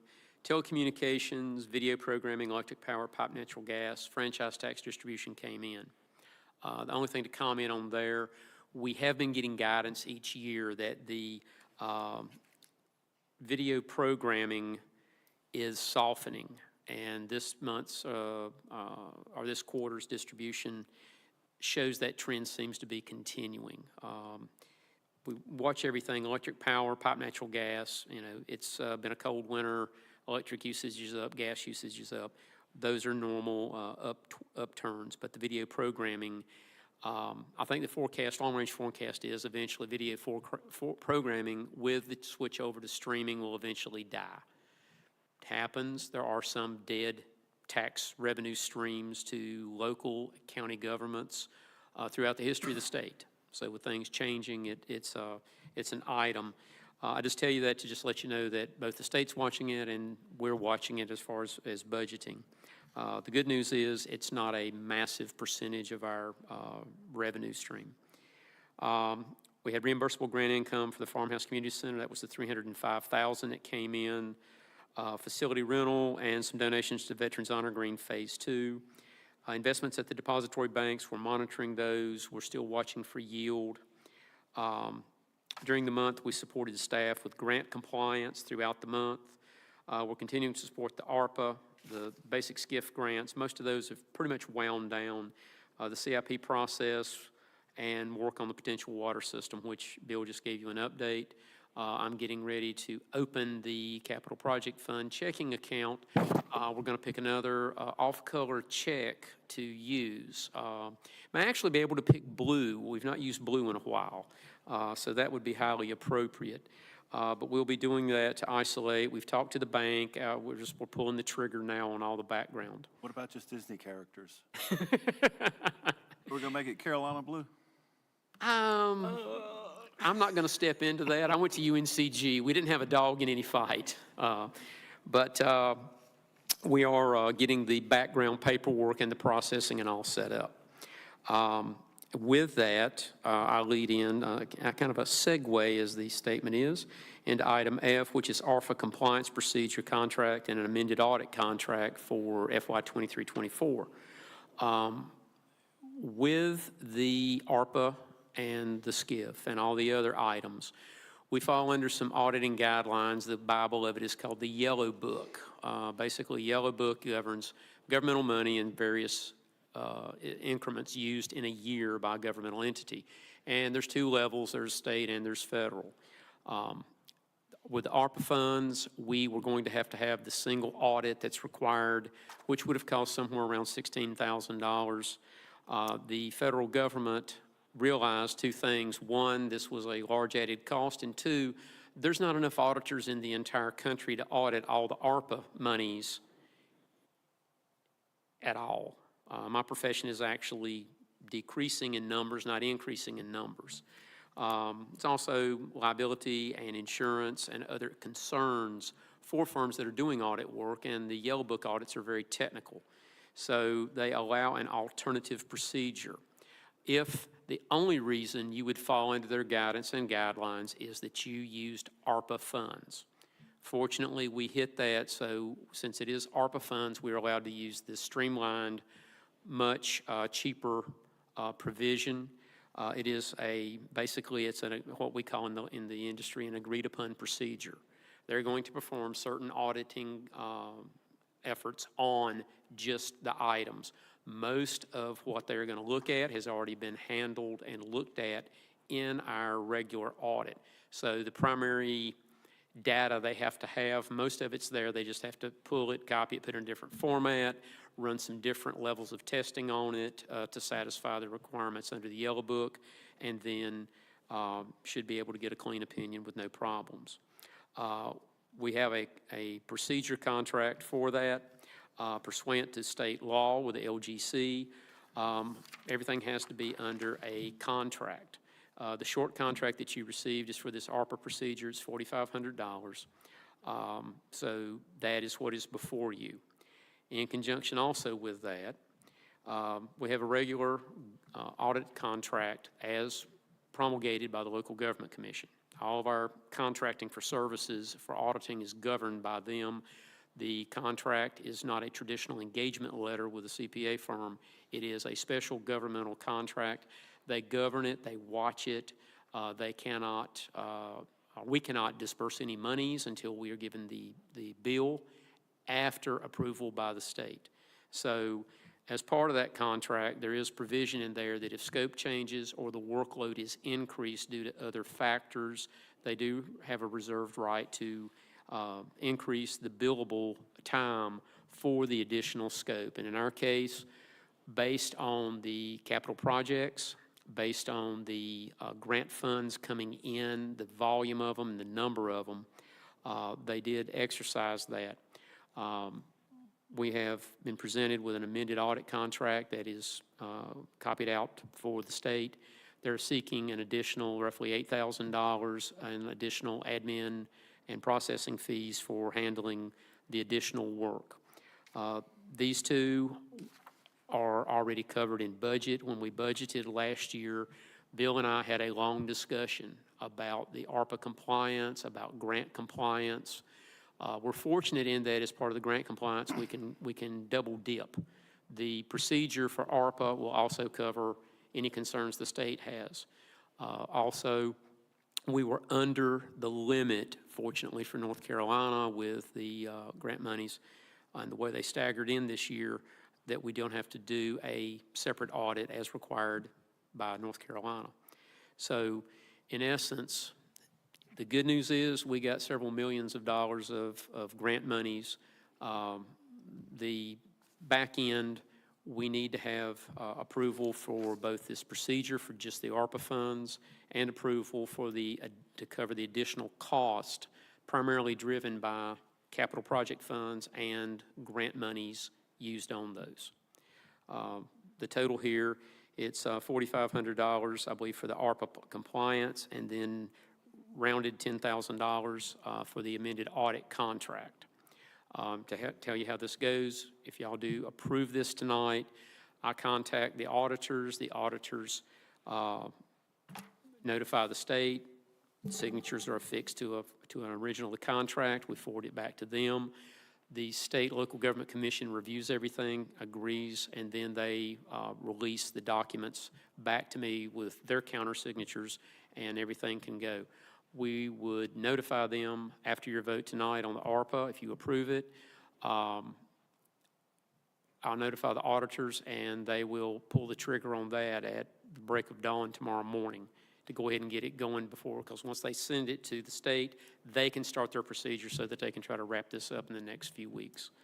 But that's my request tonight. So it's two things before you. One is approval of the report, and two is the approval of these two contracts, the ARPA compliance and the amended audit contract for FY 23-24. So it's $10,000 and $10,000 and $4,500. $4,500. Now, these are all in budget. Yes, sir, they are all in budget. We knew that we were going to have additional funds. The good news is that we didn't have to have the single audit, so this is cheaper. But we had hedged our bets because worst case scenario, and part of this going into last year, we didn't know exactly how fast the park was going to be completed and how fast the other projects. So we were having to estimate, and we erred, being conservative, we erred on the side of having additional funds reserved. And we're still going to have some cushion, but we were worried that we would have to do state single audit, federal single audit, and then potentially unnamed ARPA addition, because they were still talking about that. So we've got ample money in the budget. We've ran a long-range forecast of all accounting services, including these, as well as any other stray thing. We factored in a few odds and ends there, but we should still come out with a few $1,000s under budget by year end. So can someone make a motion, just says motion to approve the finance officer's request? Yes. Is that I enough? move that we approve the finance officer's report and that we approve the ARPA compliance procedure contract and the amended audit contract for FY 23 to 24 as presented. Is there a second? Second. Any discussion? All those in favor say aye. Aye. Nay? No nays. Excellent. Thank you as Thank you. always. All right, that's everything. Thank you very much. We'll get everything rolling. Excellent. Do you need some signatures after? Yes. Okay. Committee reports.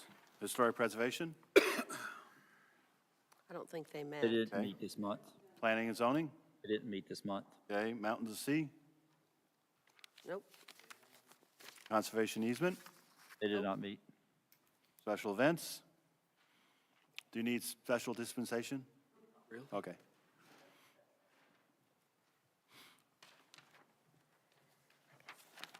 Patty Domchowski, 7320 Hidden View Drive.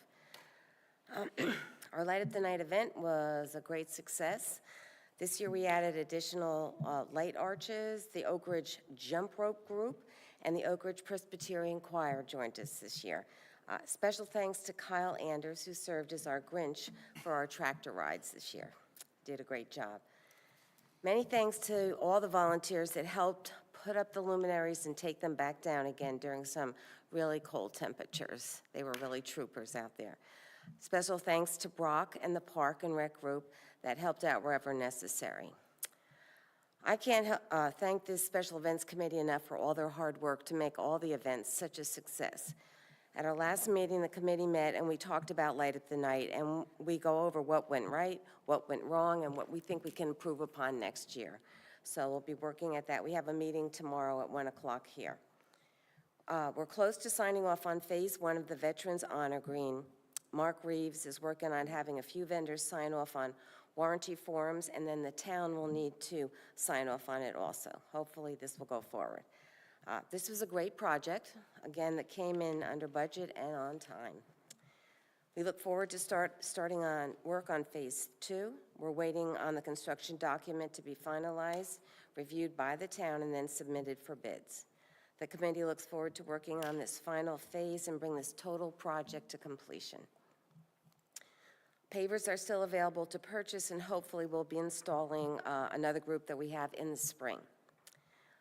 Just to run down on the establishment of the events for 2025, Memorial Day is going to be Monday, May 26th. July 4th, a bike parade will be Friday, July 4th. The 9/11 ceremony will be September 7th, and the memorial will stay up till September 14th. And the location to this will be determined, whether it's in the park or it's going to be over at the Veterans Honor Green. Participation in Heritage Day, which was September 27th, Veterans Day again, November 11th, and our Light Up the Night will be December 6th. Any questions? Could I ask a question? Yes, you On may. September 11th, why don't we do it on September 11th? I would assume because it's not on a weekend, but. It doesn't fall on the weekend. We'll discuss it in the meeting tomorrow and see what people want to do. We've been trying to leave the memorial itself up for a week so people can see it. We're going to try to work with the first aid, with the fire department and see if they will participate in our 9/11 this year. So we'll work on that. Thank you. Light Up the Night was amazing. Thank you. Really It grows and grows. We had some great compliments. Talked to the Rotary Department at Kernersville, and they're like, geez. And I said, where'd you get that skating pond that you have? But never mind on that. Well, Thank that's you. another discussion, so. Thank you. Okay, good. Tree Committee? Thank you. Yep, Tree Committee? Good evening. Austin Goldman, 5403 Berry Ridge Court, Oak Ridge. On the Tree Committee, we did meet today, and we had several key items that were discussed. Park Superintendent brought before us information announcing that the Tree City USA application for 2024 is currently under review, and it has a new requirement. A new requirement is that we need to plant a ceremonial tree each year.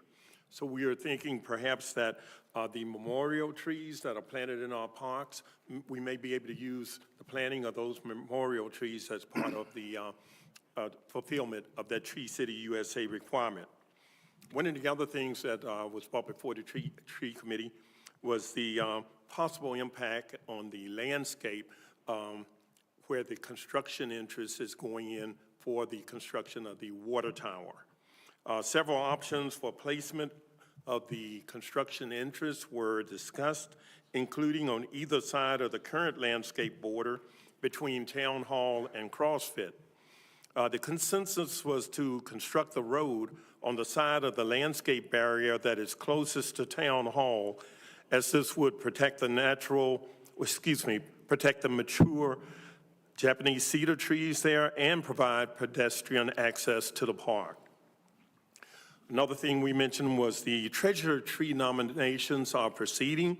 We have a number of new trees that we've measured, and we will be tabulating the results on those trees. And after the designation of the new treasure trees, we will present to the town council, send notice to the homeowners, recognize the homeowners with a certificate at the town council meeting, then coordinate photographs of the new winners and update the town website. Other issue we reviewed was the problem with the river birch trees uplifting and damaging the asphalt. We basically found 2 vendors that provide a root barrier that can be trenched and placed along the asphalt to help prevent, well, really rectify that situation. So those 2 and the cost estimates of the root barriers have been given to our park superintendent. And at this point, he's going to be evaluating whether the asphalt can be cosmetically repaired or whether it needs to be taken out and put brand-new asphalt put in place. And also looking at whether the town park employees can actually do the installation themselves. The other things we have, as far as business, we did have the resignation of one of our long-term members, Nancy Stoudemire.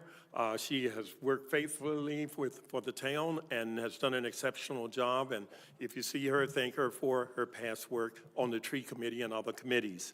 And with that said, we have one new member who joined us, Allison Corrado, and we have 1 position that's still open. So if you know a good person for the tree committee, bring them forward. Thank you. Thank you. Parks and Rec. Evening, Adrian Eckenrod, 5679 Timber Trace Way, Oak Ridge. Parks and Rec met on December 19th in person and on Zoom. We had a presentation from Shield Your Skin for a skin cancer walk in Oak Ridge. That was given by Southwest High School students. We approved their event with a tentative date of January 25th and a rain date of January 26th. We discussed the ORA agreement, which has already been gone over, so I'll skip through that. Same thing with the Farmhouse Community Center policy, went through that, which has already been discussed and approved. Thank you. Farmhouse Community Center construction has had a lot of progress, including the HVAC and Duke Energy power has been completed. We have started discussions for a new music series at the farmhouse in 2025. That'll be consisting more of smaller local bands, similar to how the original Music in the Park series first started.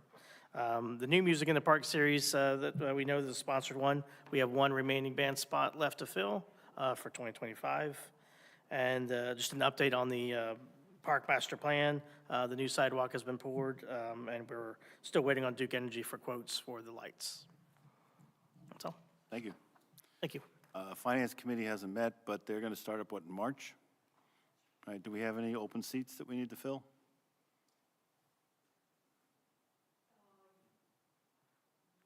All right, so if you're interested in serving in the Finance Committee, I also want to remind you when they do start, they're open to the public. So if you want to watch how they go through the budget line by line, I'd encourage you to attend.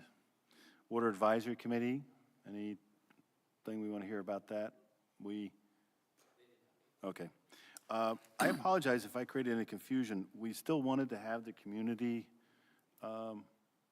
organizations on the agenda just so that they know they're there. We do, so I don't know if I caused that confusion.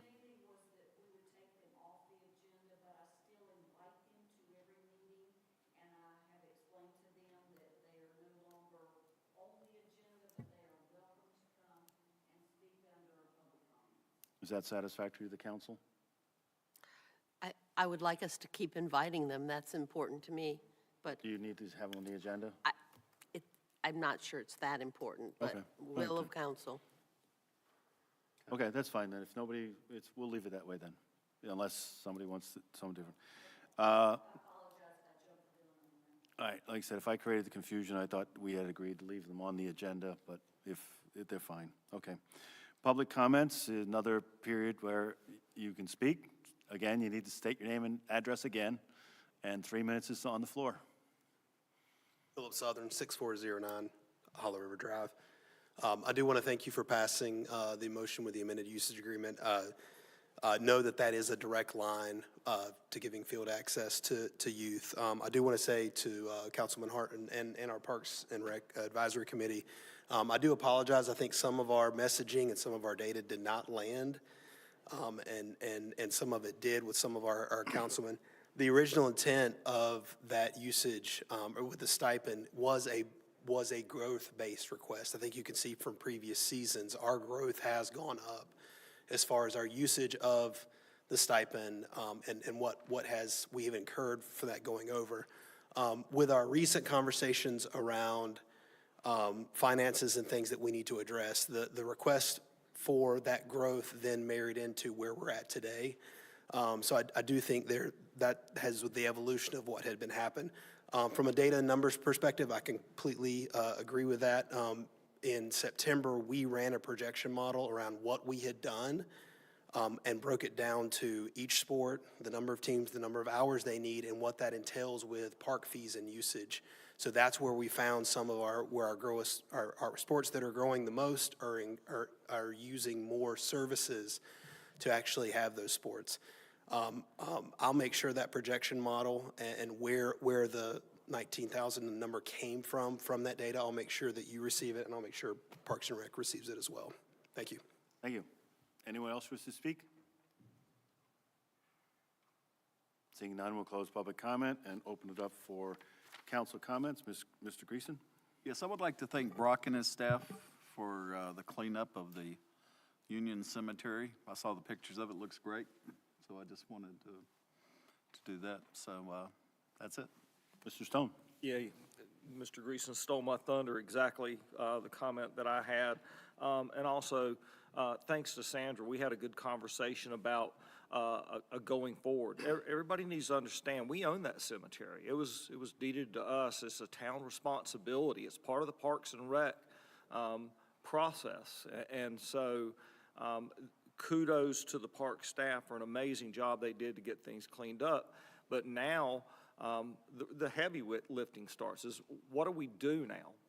Do we put paths in there? Do we put benches in there? Do we put fencing in there? These sound like scout projects, and we would hope to get the community involved in something like that. With the bare ground, there's, issues with the rain, erosions, whatever the case may be, and maybe ground covering for, plantings or whatever the case may be. There's been conversations about ground penetrating radar to identify where some of the graves or where the grave sites are at.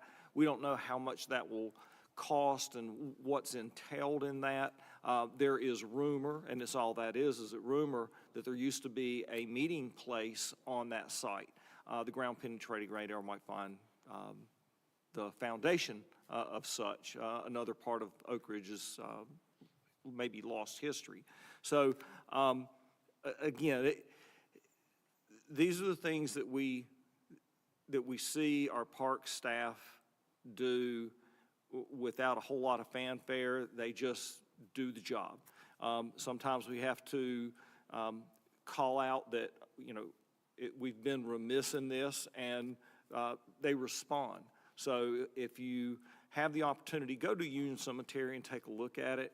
And the first chance you get, see somebody with the park staff, Brock and his guys, thank them for the hard work they did. Mr. Harton?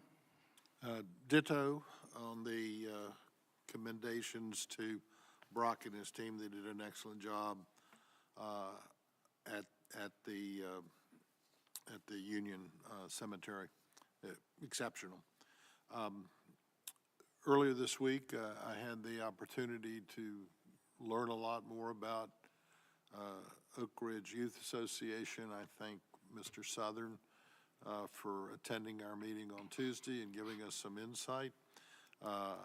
Since then, I have, on Monday, I'll be learning more about it from data that I will get from Brock as far as Oak Ridge, and I look forward to working with and meeting Mr. Southern in a dialogue next Friday lunchtime.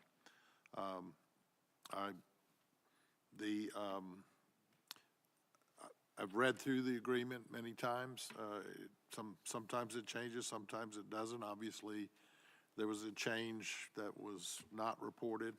I appreciate Mr. Bruce's comments on that, and apologies not needed, some things, but clearly, when I'm preparing for these meetings, I spend a lot of time, like everybody does, and I don't always have the information and get surprised in these sessions.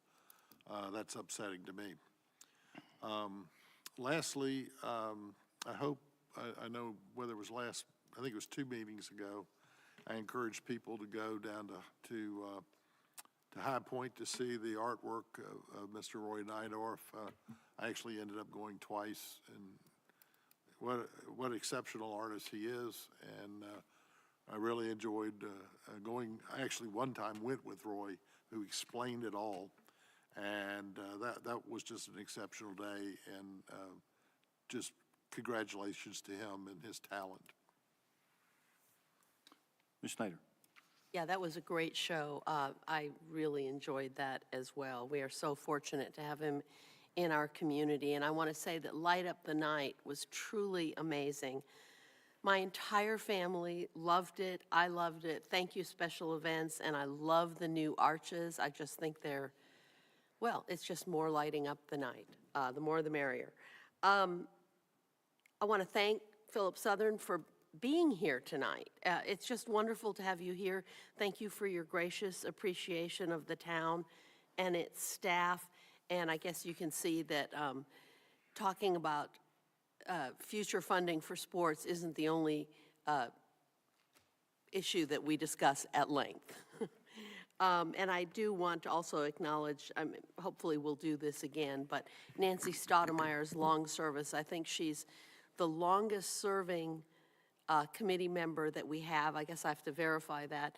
But she has also served on multiple committees and made a huge difference on everything from planning and zoning to, wait a minute. Board of Adjustment. Board of Adjustment, right. Was she on pedestrian, or that was her husband? Nancy and I were on the first pedestrian committee together. Okay. 20 years ago. She's just done so much, and she's been a huge supporter and advocate for our town trails, even if I don't think she's been on that committee. And I just hope we express our appreciation to her. Thank you. Just to follow on with that, I had a short discussion with her today and thanked her personally, but we talked about a lot of the things that she worked on. And we looked at some of the things that we did, the town did, 15, 20 years ago, that took a long time to bear fruit. Mr. Greason's development is one example. We remembered about how Sadie Craven sold that property, and as part of the rezoning, the developer was required to dedicate floodplain and trails. Well, the reason why we have the Headwaters Trail is because of that, and Nancy was involved in that whole rezoning project. So all these incremental little things eventually add up and come snowball. We talked about the sidewalks to nowhere. Well, these sidewalks go places now. I mean, there's several hundred homes that now can safely walk to the park because the planning zoning at that point said, hey, if you're going to build in the town core, you got to put sidewalks in. So it's evidence of how much you may not see it immediately. You may say, well, gee, this is a small little thing, but they add up. And Nancy's been a big part of that, big part of that. As always, if you can donate blood, please do. I do want to brag a little bit about what I'm going to do next week. Saturday, I'm flying down to Guatemala. I'm going there with the Oak Ridge Methodist Church. I'm not a member, but I'm very impressed with what they do. They go down there and they build stoves for the local indigenous population. These people cook on open fires in their house without a chimney, so the smoke goes out the windows. But these stoves will replace that, and they basically use 80% less wood, and there's a chimney that goes up through the thing, and it makes an amazing difference. So I'm very excited about what's going on there. So again, the reason I point that out, not so much because I'm going, but because we have all these organizations in town that are doing these wonderful things that you might not hear about all the time unless you're a member of that organization. You know, when I mention it to people outside of the Methodist Church, they go, wow, I didn't know that. But like I said, we are a community where these churches are doing amazing things. The Boy Scouts are doing, the Scouts are doing amazing things. The Girl Scouts are doing amazing things. Lions Club, Kiwanis, Rotary, we have all these organizations doing amazing things. So we have a town, that the Youth Association, I can't minimize that at all because they do amazing stuff.